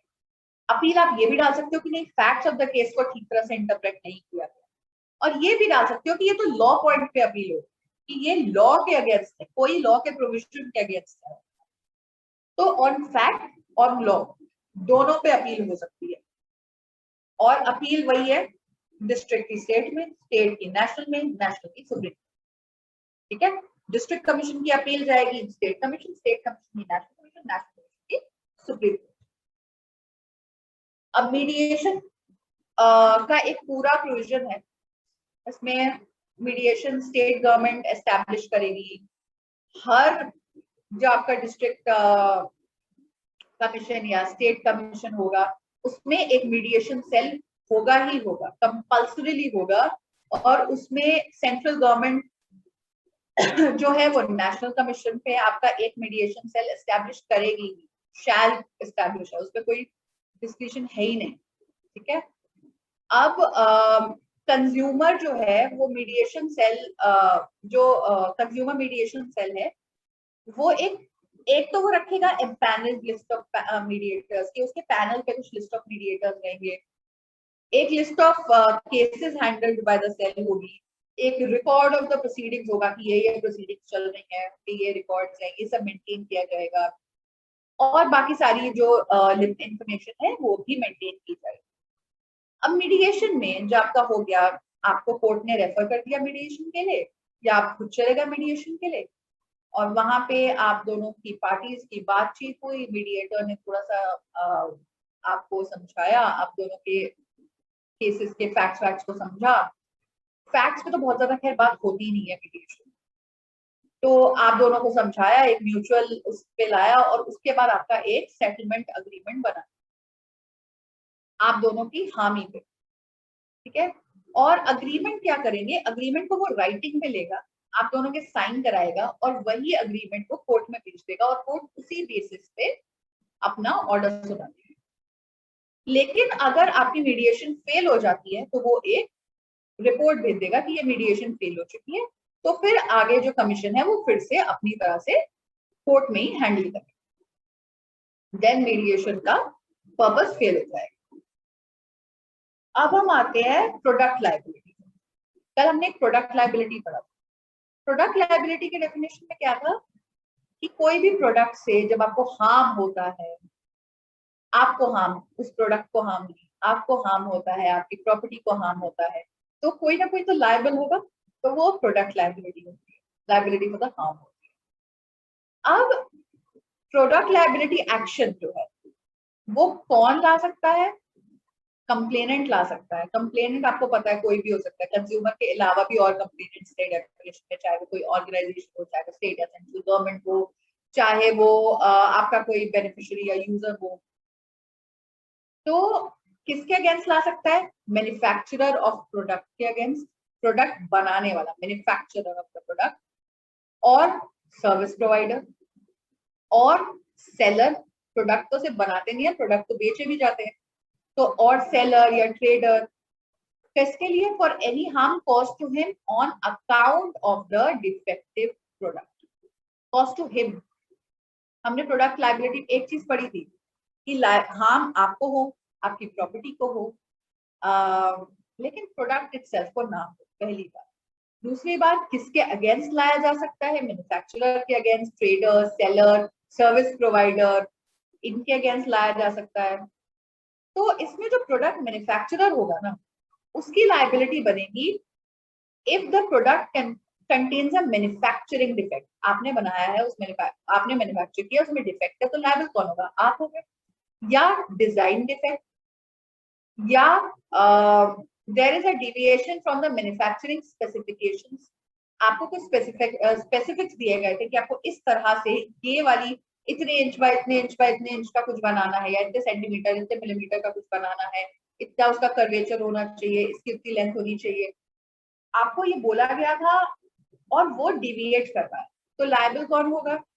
आप होगे। अगर पूरा कंसाइनमेंट समझ लो, बॉल बेयरिंग्स का या कोई मशीन पार्ट्स का कंसाइनमेंट था और आपके उसमें तो मिलीमीटर्स में होता है, अगर आपसे गलती हुई, डिविएशन मैच हुई, तो कौन लायबल होगा? मैन्युफैक्चरर लायबल होगा, तो लायबिलिटी मैन्युफैक्चरर की होगी। Then the product does not conform to the express warranty. Express warranty क्या थी?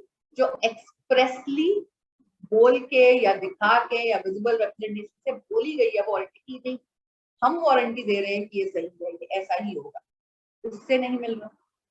या एडिक्वेट इंस्ट्रक्शंस या करेक्ट यूजेज के बावजूद भी प्रिवेंट एनी हार्म या वार्निंग इम्प्रॉपर या इनकरेक्ट यूजेज, इसके अगेंस्ट अगर कंटेन नहीं करती, फेल करती है उसमें। अच्छा, इस पे ना एक बहुत इंपॉर्टेंट पॉइंट है, और वो ये है कि जो प्रोडक्ट का मैन्युफैक्चरर होगा ना, वो लायबल होगा किसी ऐसी डिफेक्ट के लिए, आइदर वो इंटेंशनल हो गलती, या वो नेग्लिजेंस से होगा। उसे पता था, उसे नहीं पता था, you are the manufacturer, you are liable irrespective. But अगर आप ट्रेडर हो या आप रीसेलर हो और आपको नहीं पता है, आप नेग्लिजेंट हो, आपसे गलती हुई है, आपकी इंटेंशन नहीं, तो आप लायबल नहीं। ये एक इंपॉर्टेंट डिफरेंस है कि मैन्युफैक्चरर तो बना रहा है प्रोडक्ट, उसकी तो लायबिलिटी जानते हुए भी है और बिना जाने, उसकी लायबिलिटी तो है ही, उसको कोई अवॉइड ही नहीं कर सकता। अब अगर सर्विस प्रोवाइडर है तो उसमें भी वही है, अगर फॉल्टी सर्विस थी, इम्परफेक्ट या डेफिशिएंट सर्विस थी, जो हमने कल सर्विस डेफिशिएंसी पढ़ी थी, डेफिशिएंट सर्विस थी, इनएडिक्वेट थी, किसमें? क्वालिटी में या नेचर में या मैनर ऑफ परफॉर्मेंस में, मे बी सर्विस आपकी होती है, परफॉर्मेंस ठीक से नहीं करी गई, तो उसमें आपके सर्विस प्रोवाइडर की लायबिलिटी होगी। या देयर वाज एन ओमिशन, ना करी कोई चीज, कमीशन कर दी कोई चीज जो नहीं करनी थी, या नेग्लिजेंस। अगेन सर्विस प्रोवाइडर भी नेग्लिजेंस पे भी, गलती से भी हुआ है तो भी हुआ है ना, आप सर्विस प्रोवाइडर, तो नेग्लिजेंस उस पे भी आपकी, अगर आपने कोई इंफॉर्मेशन जो आपको देनी चाहिए थी वो आपने नहीं दी, तो omission, commission, negligence. Omission, information देनी चाहिए थी नहीं दी, विदहोल्ड कर दी। कमीशन, कुछ किया जो नहीं करना था, राइट। अब the service provider did not issue adequate instructions या वार्निंग्स। जरूरी नहीं है आपकी सर्विस में गलती हो सकता है पर्टिकुलर यूसेज हो उसको करने। Same is with the goods, जरूरी नहीं आपके गुड्स में या सर्विस में गलती हो सकता है यूसेज का एक पर्टिकुलर तरीका हो, अगर उससे आप यूज कर रहे हो तो आप बिल्कुल सही यूज कर रहे हो। जब आपके इंस्ट्रक्शन मैनुअल्स आते हैं प्रोडक्ट के साथ, वो क्यों होते हैं? कि ये प्रोडक्ट नहीं दबाना है, वो रेड में अलग से दिया होता है उस इंस्ट्रक्शन मैनुअल। तो अगर आपका कोई ऐसा डेंजर जोन है जो आप नहीं इंस्ट्रक्शन दे रहे या नहीं वार्निंग दे रहे, इन दैट केस आपकी प्रोडक्ट लायबिलिटी एक्शन के लिए आप लायबल हो। देन अगर service did not confirm with the express warranty, आपकी एक्सप्रेस वारंटी थी, आपने वारंटी ली थी एक चीज की और उससे आपकी सर्विस कंफर्म नहीं कर रही, तो आपकी लायबिलिटी है, राइट। अब एक हमने मिसलीडिंग एडवर्टाइजमेंट बहुत कवर हो रहा है, इसको एक क्विक रिकैप देते हैं। मिसलीडिंग एडवर्टाइजमेंट, जो भी एडवर्टाइजमेंट, चाहे वो एडवर्टाइजमेंट प्रिंट मीडिया में हो, bye electronic media, social media, gun smoke से हो, किसी भी मीडियम पे हो, एडवर्टाइजमेंट है। आपका नाम चाहे दीवार पे क्यों ना पेंट करवाते हो, दीवार पे लोग पेंट करवाते हैं अपने नाम, तो चाहे आप वही क्यों ना कराते हो, पैम्फलेट, ब्रोशर, कुछ भी डाल रहे हो, लेकिन वो कंज्यूमर को उस प्रोडक्ट की एक ऐसी पिक्चर दिखा रही है जो वो प्रोडक्ट नहीं करेगा। ये प्रोडक्ट आपको गोरा कर देगा, जबकि वो नहीं करेगा, उससे आपकी मैक्सिमम टू मैक्सिमम टैनिंग हटाएगा। तो आप क्या कर रहे हो, आप मिसलीड कर रहे हो, मिसलीडिंग एडवर्टाइजमेंट दे रहे हो कंज्यूमर को।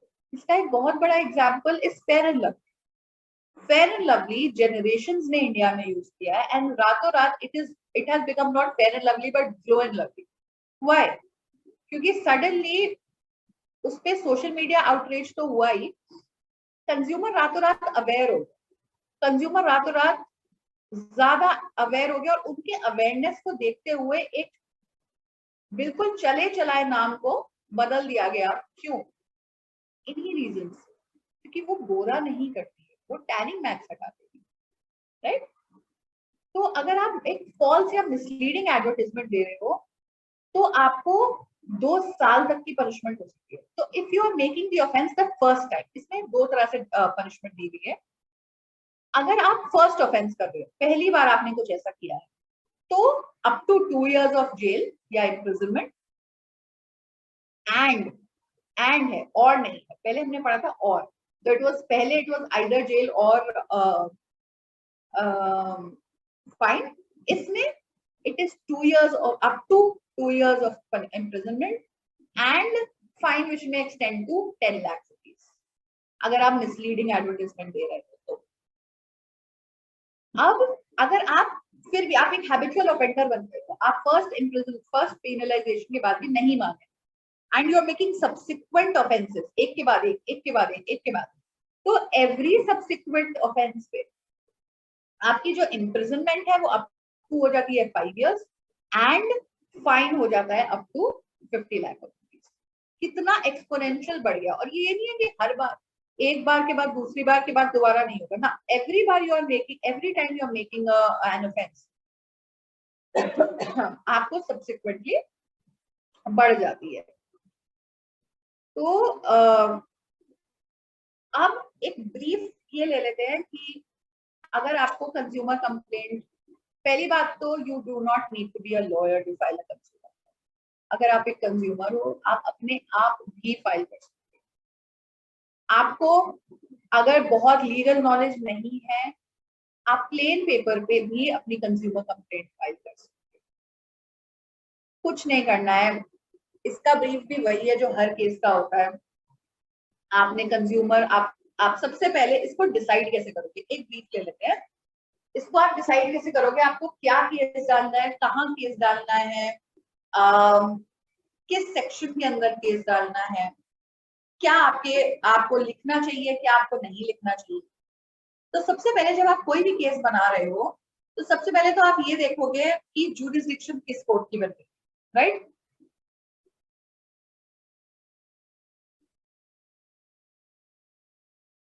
अब जुरिसडिक्शन किस कोर्ट की बन रही है, ये आप कैसे देखोगे, हमने क्या तरीके देखे थे।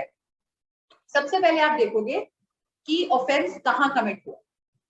ऑफेंस कहाँ कमिट हुआ, ये जब आपने एक बार देख लिया, तो उसके बाद आपको पता चल गया कि ए, जिसके अगेंस्ट मुझे केस करना है, समझ लो वो बॉम्बे में रहता है, तो let's call him B. Mister B resides in Bombay, he is the person जिसके अगेंस्ट मुझे केस करना है, राइट।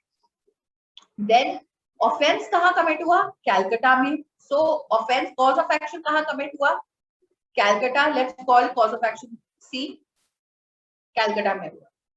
अब आप कहाँ रहते हो? आप रहते हो दिल्ली में, तो मिस्टर डी रिजाइड्स इन दिल्ली। अब केस कहाँ फाइल हो सकता है? आइदर इन बॉम्बे और इन कैलकाटा और इन दिल्ली। कॉमन सेंस क्या कहता है? अगर आप मिस्टर बी के सिटी में जाके केस डालते हो तो मिस्टर बी के लॉयर्स भी जान पहचान के हो, उन्हें कोर्ट भी पास पड़ेगी, उनको इनकन्वीनियंस भी बहुत कम होगी, और ऑफेंस भी आपके अगेंस्ट उन्होंने किया, एक तरह से राइट्स भी उन्होंने ही आपके वायलेट किए। तो इन केसेस में आपको बी में, बॉम्बे में तो बिल्कुल केस नहीं डालना चाहिए। Then cause of action arise हुआ कैलकाटा में, आप चाहो तो वहां केस डाल सकते हो। बट इस लॉ ने, इस वाले एक्ट ने, 2019 के एक्ट ने आपको इतना बड़ा फायदा दे दिया है कि आप दिल्ली में केस डाल सकते हो, अपनी सिटी में केस डाल सकते हो, अपने डिस्ट्रिक्ट में केस डाल सकते हो, आपको स्टेट तक भी नहीं जाना। So if you are living in say East Delhi, तो आपको साउथ दिल्ली भी नहीं जाना। तो आपके लिए तो और कन्वीनियंस बढ़ गई अगर आपका छोटा केस है तो 1 करोड़ तक का केस, जबकि मेजोरिटी आप देखो डिस्प्यूट 1 करोड़ में आम जनता के खत्म हो जाते हैं। तो सबसे पहले तो आप ये देखो कि आपको केस डालना कहाँ पे है, तो जुरिसडिक्शन। एक बार आपने, अब आपने केस का बेसिस ये बना लिया, जुरिसडिक्शन हमें सपोज दिल्ली में करना। फिर आप देखोगे पेक्यूनियरी जुरिसडिक्शन। आपका मैटर 1 करोड़ तक का है तो आप डिस्ट्रिक्ट कंज्यूमर कमीशन में डालोगे, 1 करोड़ से 10 करोड़ तक का है तो आप स्टेट कमीशन में डालोगे, और 10 करोड़ से ऊपर है तो आप इंडिया में कहीं भी रह रहे हो, आपको दिल्ली आके केस लड़ना पड़ेगा नेशनल कमीशन, तो आप नेशनल कमीशन में केस डालोगे। तो ये आपके 2 बेसिस रेडी हो गए। उसके बाद ऊपर वही है, इन द कोर्ट ऑफ जो भी आप डिसाइड करो। उसके बाद आपको ये डिसाइड करो कि आपका ऑफेंस क्या पड़ रहा है, और अपना एक आपको, उसके बाद आप अपना केस ड्राफ्ट कर दो। और अब तो आप इसको 2 तरह से फाइल कर सकते हो। अब एक होती है फाइलिंग जो हम आम कोर्ट में करते हैं, एक होती है ई फाइल, जो आप अपना केस इलेक्ट्रॉनिक मोड से फाइल कर सकते हो। तो नेशनल कमीशन की वेबसाइट पे अगर आप जाते हो तो आपको पूरा मेथड दे रखा है कि आप इलेक्ट्रॉनिक मोड में कैसे फाइल कर सकते हो। इलेक्ट्रॉनिक मोड में फाइल कर सकते हो, and most cases electronic mode पे वीडियो कॉन्फ्रेंसिंग वगैरह से आप अपनी डेट्स भी पूरी कर सकते हो। तो it has made it so much convenient. आप, और आप लिखोगे, अगर आप मुझसे एक ब्रीफ चाहो on how should you draft your case, तो सबसे पहले वही चीजें मेंटेन होती हैं। आप कौन हो, आप कंज्यूमर कैसे हो, सामने वाली पार्टी कौन है, आपके कौन से राइट्स इन्फ्रिंज हुए हैं, थोड़ा बहुत on the cause of action, क्या dates, always remember your dates, इस दिन पे ये हुआ, इस दिन पे ये हुआ, इस दिन पे ये हुआ, इस दिन पे ये हुआ। इन शॉर्ट आपको सीक्वेंस ऑफ इवेंट्स चाहिए, आपको अपनी सीक्वेंस पूरी रखनी है, और वही आपकी एक तरह से केस बनता है, कंप्लेंट बनता है। और जिस आपका जिस कोर्ट की जुरिसडिक्शन हो रही हो उस कोर्ट में आप उसको डाल। अब कुछ चीजें ये देखते हैं जो इस कोर्ट जो इस लॉ ने ऐड करी। 1986 was a very old act.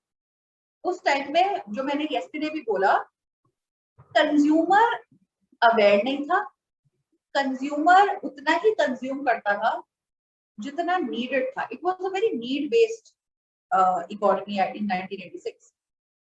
It was not a leisure based, or it was not a very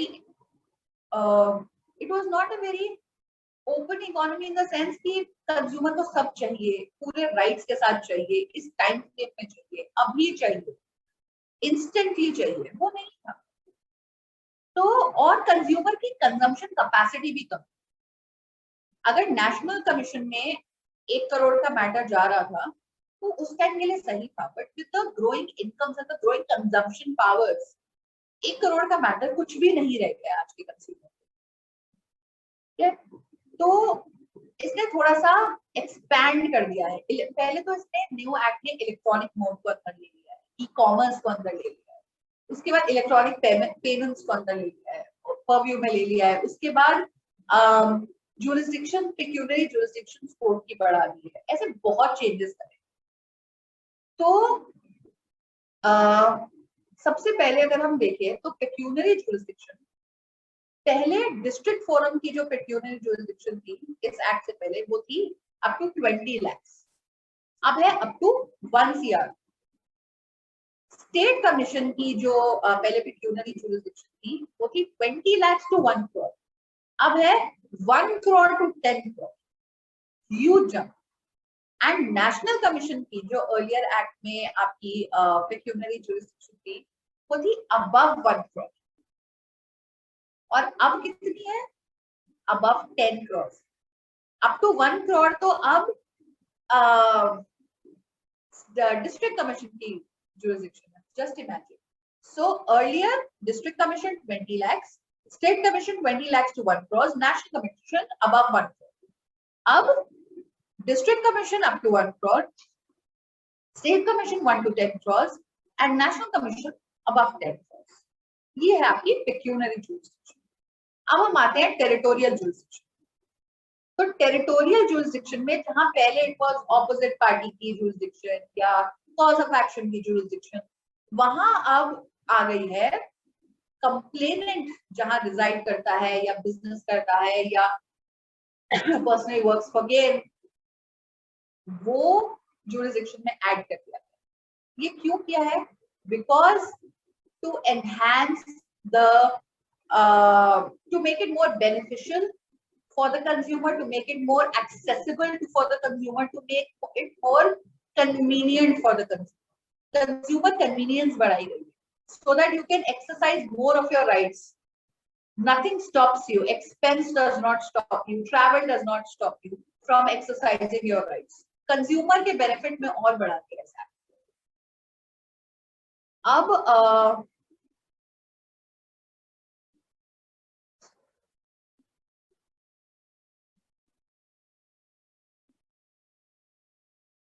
अब हम एक बार ये देख लेते हैं कि क्या क्या चेंजेस लिए हैं साइड, ठीक है। तो सबसे पहले तो डेफिनेशन ऑफ कंज्यूमर ही बदल गया। इसमें कंज्यूमर्स जो ई कॉमर्स से सामान ऑर्डर करते हैं, जो एक बहुत ग्रोइंग मार्केट, उसको कवर कर दिया। आपका पूरा ई कॉमर्स, चाहे वो पेमेंट पोर्टल्स हो, चाहे वो फूड डिलीवरी एप्स हो, चाहे वो प्रोडक्ट डिलीवरी एप्स हो, चाहे वो शॉपिंग एप्स हो, क्लोथ्स शॉपिंग एप्स हो, ई होटल बुकिंग हो, सारा ई कॉमर्स कवर कर दिया। इलेक्ट्रॉनिक मोड आपका सारा कवर कर दिया। सो इससे आपकी जो कंज्यूमर की डेफिनेशन है वो वाइडर कर दी, क्योंकि ये सारे कंज्यूमर्स भी अब कंज्यूमर की डेफिनेशन में आ गए। Then endorsement of goods and services पे पेनल्टी एक तरह से स्ट्रिक्टनेस बढ़ा दी है। Now you can not just promote anything and everything, right. So separate provision डाल दिया है enforcement of goods and enforcement of services का, जो कि नॉर्मली जो है वो सेलिब्रिटीज एनफोर्स करते हैं। और फॉल्स और पहले क्या होता था, फॉल्स और मिसलीडिंग एडवर्टाइजमेंट की ग्राउंड में हो जाता था। तो इसमें क्या किया है, सेलिब्रिटीज पे ना ओनस बढ़ा दी। ओनस बढ़ा दिया मतलब एक तरह से रिस्पॉन्सिबिलिटी बढ़ा दी कि you can not keep on promoting anything and everything, you will be responsible. तो वो बढ़ा दिया गया है सेलिब्रिटीज की, उनपे लाइबिलिटी बढ़ा दी गई। जैसे कि जब आपकी मैगी कंट्रोवर्सी हुई थी, तो अगर वैसे ही कंट्रोवर्सी की हम बात करें तो सेलिब्रिटीज पे भी जो उसको एंडोर्स कर रहे हैं उनपे भी रिस्पॉन्सिबिलिटी आ गई। आप एक खराब ब्रांड को क्यों एंडोर्स कर रहे हो, क्यों उसकी तारीफें कर रहे हो, क्यों कंज्यूमर को ये बता रहे हो कि ये ब्रांड आपके लिए ये फायदा करेगा जो कि वो नहीं करेगा। गलत चीज एंडोर्स करने की लायबिलिटी सेलिब्रिटीज पे भी आ गई है एंडोर्समेंट की, ठीक है। अब जो एफएसएस जो फूड की डेफिनेशन, जो गुड्स की डेफिनेशन है उसमें फूड भी ऐड कर दिया है। तो फूड ऐड करने में, और फूड की भी डेफिनेशन फुल डिफाइन नहीं की है। फूड की डेफिनेशन सीधा एफएसएसएआई के एक्ट से ली। अब उससे क्या होता है, पूरी एग्जॉस्टिव डेफिनेशन आ जाती है उसमें, चाहे आपका पैकेज वाटर हो, anything fit for human consumption है। Animal food of course does not come under the category of food. ये सारा उस एक्ट से सीधा ले लिया डेफिनेशन। इससे आप, और ई कॉमर्स कम किया, चुके परव्यू में आ चुका है, तो आपका जो सारा फूड डिलीवरी एप्स है सब कवर होगा इस न्यू एक्ट। ठीक है, इसमें जो एक थोड़ा सा कुछ नहीं किया, वो ये नहीं किया कि टेलीकॉम जब डेफिनेशन ऐड किया ना, तो टेलीकॉम को डिफाइन किया टेलीकम्युनिकेशन, ये टेलीकॉम बोल दिया, उसकी डेफिनेशन दे दी। इसको मे बी अगर टेलीकम्युनिकेशन सर्विसेज की डेफिनेशन ट्राई से ले लेती, telecommunication regulation authority of India, telecom regulation authority of India से, तो maybe it would have been a more exhaustive definition, जैसे कि फूड की FSSAI. So maybe that can be a little change in the act. Pecuniary jurisdiction, जैसे मैंने आपको बताया, बढ़ा दिया गया है। उस बढ़ाने का फायदा क्या है? अब एक मीडियम साइज्ड कंज्यूमर को भी, जिसकी 1 करोड़ तक की ट्रांजैक्शन है, उसको नेशनल कमीशन नहीं। मुझे अगर एक someone is living in Ranchi, तो उसको अपने केस के लिए दिल्ली आके नेशनल कमीशन पे आने की नीड नहीं। So the number of cases that, और इससे क्या हुआ, the number of cases that can be handled in the district commission वो बढ़ गया। और इससे एक फायदा क्या हुआ, कंज्यूमर को अब दिल्ली नहीं आना। दूसरा फायदा क्या हुआ, डिस्ट्रिक्ट कमीशन पे मेजॉरिटी केसेस हैंडल हो जाएंगे। तीसरा, तो इससे क्या फायदा होगा, नेशनल कमीशन पे से थोड़ा सा प्रेशर बढ़ेगा। अदरवाइज इफ 1 करोड़ तक का हर मैटर, 1 करोड़ से ऊपर का हर मैटर नेशनल कमीशन जाने लगा, तो प्रेशर इतना ज्यादा बढ़ जाएगा, नंबर ऑफ केसेस इतने ज्यादा बढ़ जाएंगे नेशनल कमीशन, तो इसलिए ये पेक्यूनरी जुरिसडिक्शन भी बढ़ा दी गई। उसके बाद थोड़ा सा अगर हम एक बार स्ट्रक्चर को, if you want to revise, वो कर सकते हैं। तो जो डिस्ट्रिक्ट फोरम है उससे शुरू करते हैं। कॉम्पोजिशन क्या है, एक president, at least minimum two members, तो क्या हुआ, 1 + 3 मेंबर्स है total, 1 president and 2 other members. Location कहाँ हुई, district of the state. Qualification क्या है, as given by the central government. मैंने क्या बताया था कि क्वालिफिकेशन डिस्ट्रिक्ट और स्टेट कमीशन के भी सेंट्रल गवर्नमेंट ही डिसाइड करेगी कि इनके मेंबर्स की क्या मिनिमम क्वालिफिकेशन होनी चाहिए, किन लोगों को आप मेंबर्स रख सकते हो, ये सब सेंट्रल गवर्नमेंट ही डिसाइड करेगी। फाइलिंग कंप्लेंट कहाँ होगी, तो बाय सेंट्रल अथॉरिटी, तो इलेक्ट्रॉनिकली भी हो सकती है, इलेक्ट्रॉनिकली भी होनी शुरू हो गई। प्लेस ऑफ सुइंग कहाँ होगी, वही या कंप्लेनेंट रेजाइड्स, ऐड हो गया ना। तो प्लेस ऑफ सुइंग क्या है, उस डिस्ट्रिक्ट में अगर कंप्लेनेंट रहता है, या उस डिस्ट्रिक्ट में अगर अदर पार्टी रहती है, या उस डिस्ट्रिक्ट में कॉज ऑफ एक्शन हुआ है, तो ये उस डिस्ट्रिक्ट फोरम के अंदर आएगा। देन स्टेट कमीशन की अगर कॉम्पोजिशन देखी जाए, एक president, minimum 4 members. National commission की अगर कॉम्पोजिशन देखी जाए, एक प्रेसिडेंट, मिनिमम 4 मेंबर्स। डिस्ट्रिक्ट में क्या था, 1 + 2, बाकी दोनों में 1 + 4। अब लोकेशन, डिस्ट्रिक्ट में था district of the state, state में है, उस स्टेट में कहीं भी, नॉर्मली कैपिटल में होता है, कैपिटल ऑफ द स्टेट में। और जो नेशनल कमीशन है वो नेशनल कमीशन एनसीआर में, national capital region, NCT of Delhi नहीं, एनसीआर बोल रहे हैं। ठीक है, उसके बाद क्वालिफिकेशंस, तीनों में सेंट्रल गवर्नमेंट ही क्वालिफिकेशंस डिसाइड करती है, राइट। उसके बाद प्लेस ऑफ सोइंग, एक ही चीज ऐड हुई है, और तीनों की place of suing same. Other party जहां रहती है या काम करती है, कॉज ऑफ एक्शन जहां हुआ है, या जहां आप रहते हो, और जहां आप रहते हो वो नया एडिशन है, और ये तीनों में एडिशन, ये किसी एक कमीशन के लिए लिमिट नहीं किया गया। अच्छा, अगर एक चीज पे इट इज सेड कि एक केस 21 दिन में डिसीजन ना आए तो एडमिटेड माना जाता है। If you file a case and there is no decision, तो 21 डेज में केस एडमिट माना जाता है। और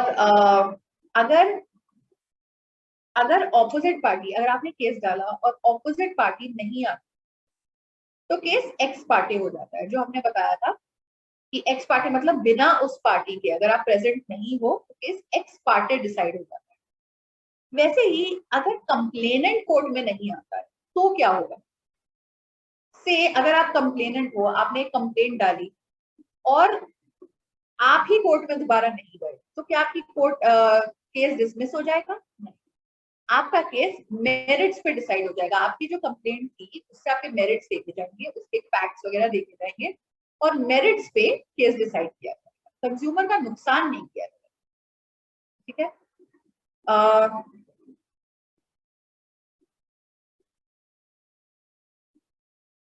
I think we've covered almost everything. I think we've covered almost everything. Rehan, do we have questions? Yes, ma'am. We have a few questions. Now we Okay. shall begin with the question and answer round. Sure. I am putting before you one by one. All So right. my first question is: we understood the meaning of goods and services, but how we will define a defective goods or defective services? All Am I right. clear with the question, ma'am?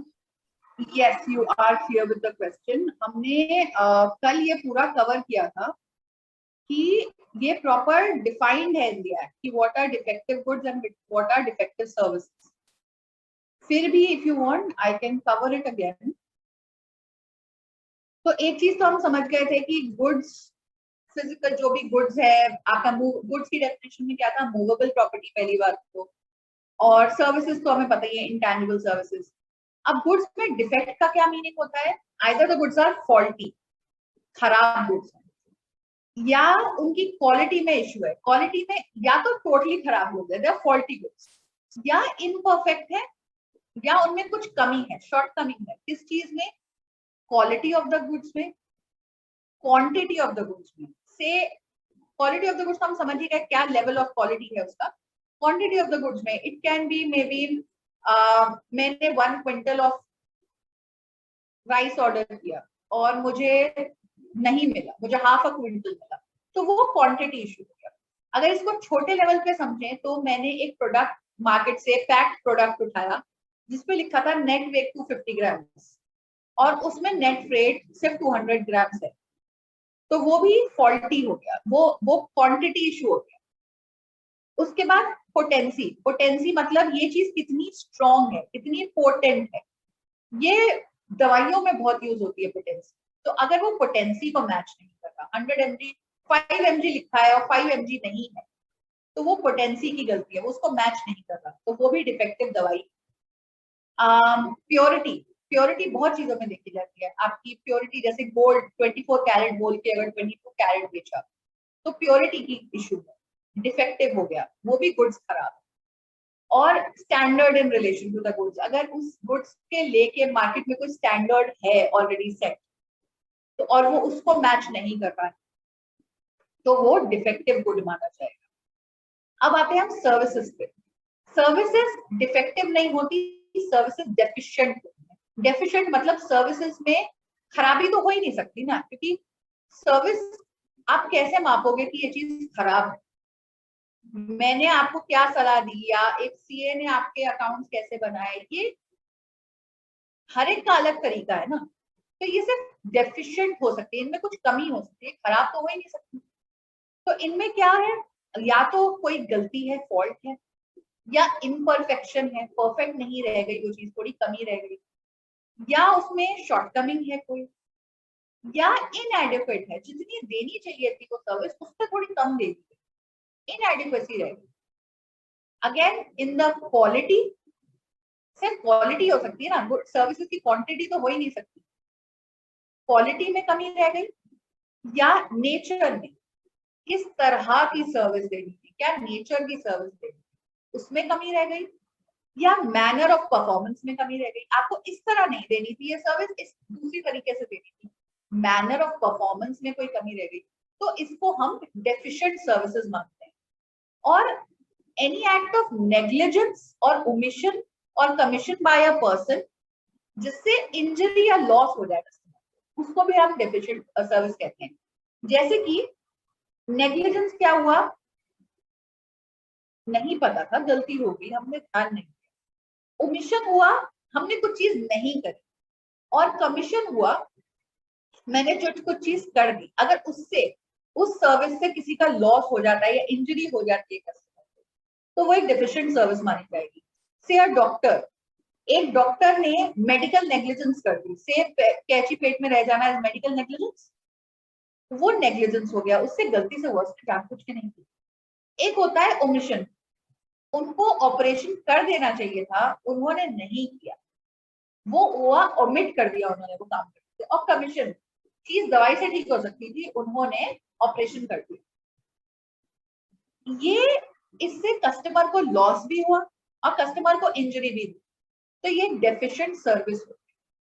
और दूसरी चीज है, अगर मुझे आपको कोई information दे देनी चाहिए और मैं उसको डेलिबरेटली विदहोल्ड कर रही हूँ, अपने पास रख रही हूँ उस इंफॉर्मेशन को, तो वो भी मेरी सर्विस में डेफिशिएंसी मानी जाएगी। मुझे आपको जो चीज बतानी चाहिए तो मैं आपको नहीं बता रही। तो ये डिफेक्टिव गुड्स और डेफिशिएंट सर्विसेज का डेफिनेशन है। अगर इस पे कोई और क्वेश्चन आया है इसी पॉइंट पे? No, ma'am, I think. Is it clear? Rehan, I can't hear you. All the participant are satisfied with the question. Rehan, I can't No, hear I you. have next question, ma'am. Am I audible, ma'am? It is breaking, but all right. I'll try to. Yes. I'm audible now? Yes, yes, you are. Ma'am, I think participant has satisfied with your answer. Okay. We shall Okay. begin with next question. Okay. Question is what to do when shops charging more than MRP? It is natural nowadays. Few shops, restaurants, public places like in malls, in film theater, that shops charge you more than MRP. All right. तो इस पे आपको सबसे पहले तो ये समझना है, are they charging more than MRP or they have removed the MRP? MRP होता है पैकेज प्रोडक्ट। तो अगर आप एक बॉटल ऑफ कोक ले रहे हो, पेप्सी की बॉटल, पेप्सी या कोक की एक पैक बॉटल है, उसपे से एक MRP लिखा है, से 40 रुपीज।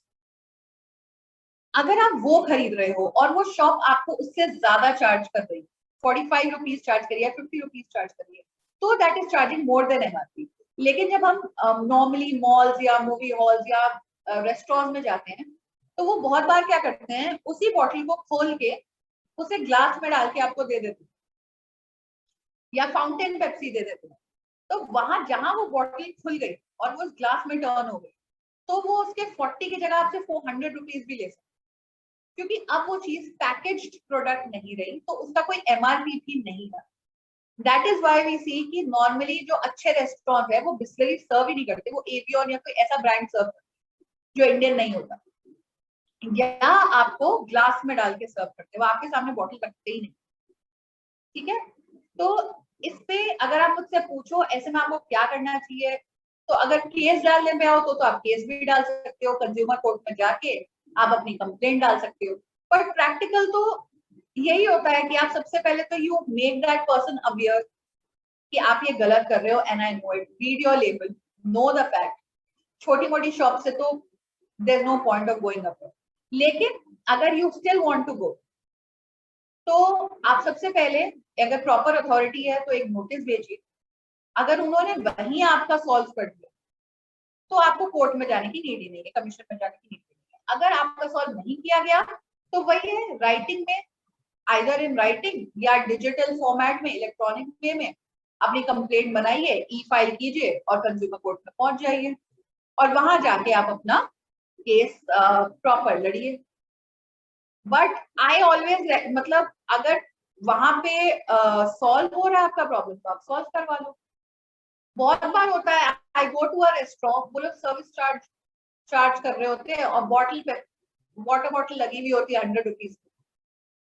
तो एक तरह से जब मैं उनको बिल दिखा के बोलती हूँ कि ये आपने गलत चार्ज किया है, तो वो जब मेरी बात सुन लेते हैं और वो रिमूव कर देते हैं, तो वो क्या हुआ, एक तरह से मैंने उन्हें नोटिस ही तो दिया ना कि आपसे ये कंप्लेंट हुई थी। जब भी आप एक कंप्लेंट डालते हो उससे पहले आपको सामने वाली पार्टी को एक नोटिस तो देना ही होता है इन राइटिंग केस डालने से पहले। वो क्यों होता है? जिससे केस अगर पहले ही सॉल्व हो रहा हो, आपको रिड्रेसल पहले ही मिल रहा हो, तो उस नोटिस से सॉल्व हो जाए।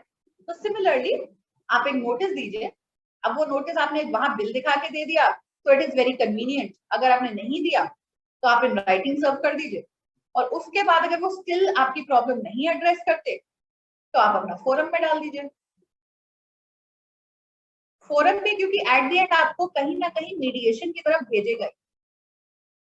तो अगर आपका छोटा मोटा सा मैटर है जहां आपको नहीं लगता कि आपका बहुत बड़ा बेनिफिट होगा और आपके एक्सपेंसेस जस्टिफाई करेगा, तो first try that way out कि आप बातचीत करके अपने पैसे का सही रेट पे खरीद लो। All right, ma'am. I hope Sana Ahmed has satisfied with the answer. Another question is, some financial companies make fool to consumer by taking money and not returning on maturity. And if such company become insolvent and permanently closed, where to serve the notice? तो इसमें अगर company insolvent हो गई है, आपको demand notice तो company को ही देना होगा।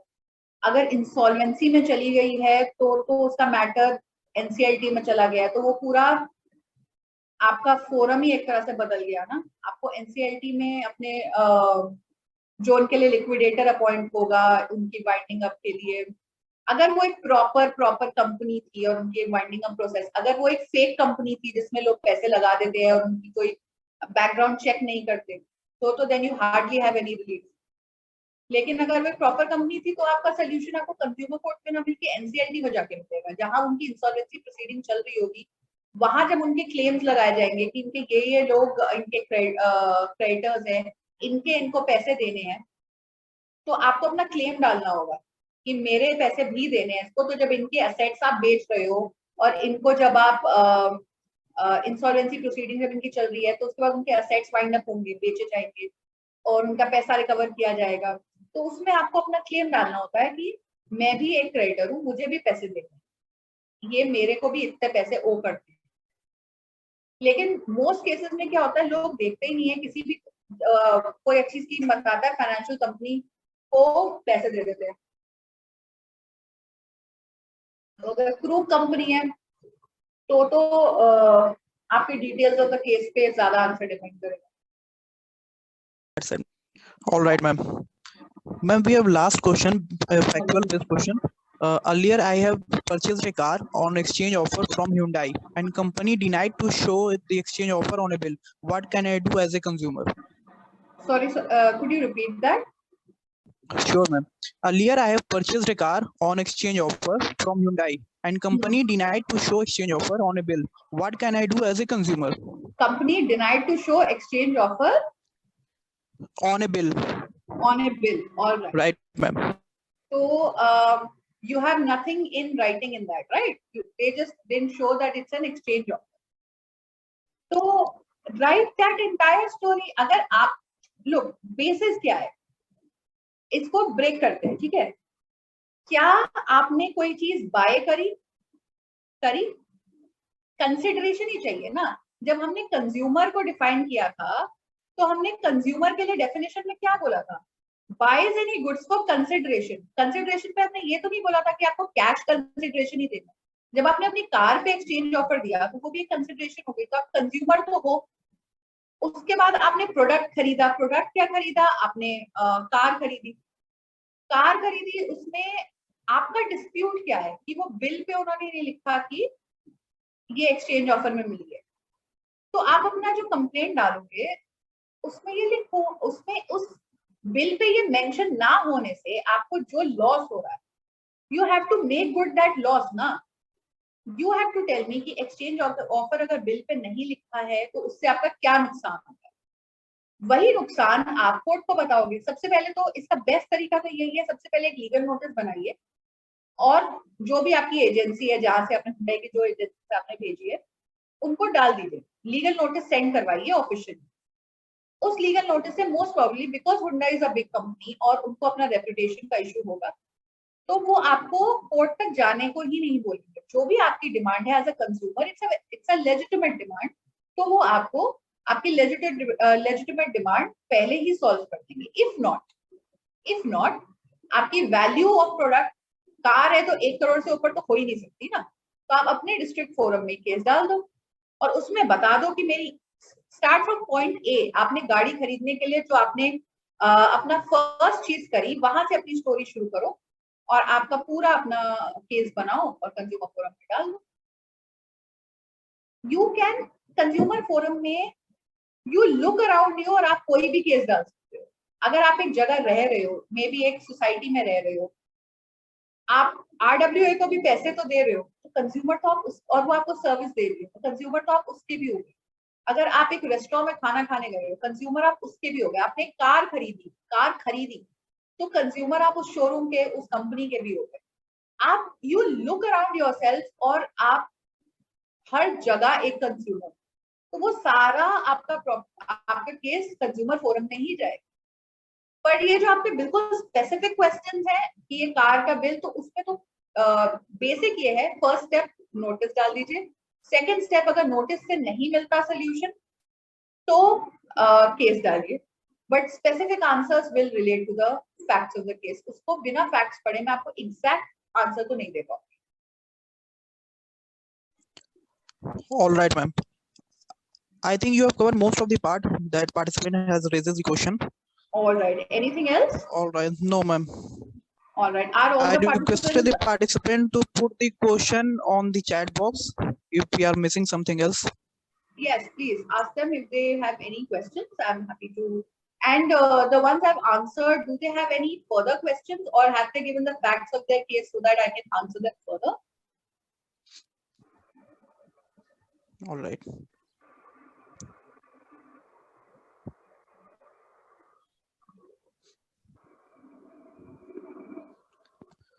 I think Anything else? we have done with the session, ma'am. All right, great.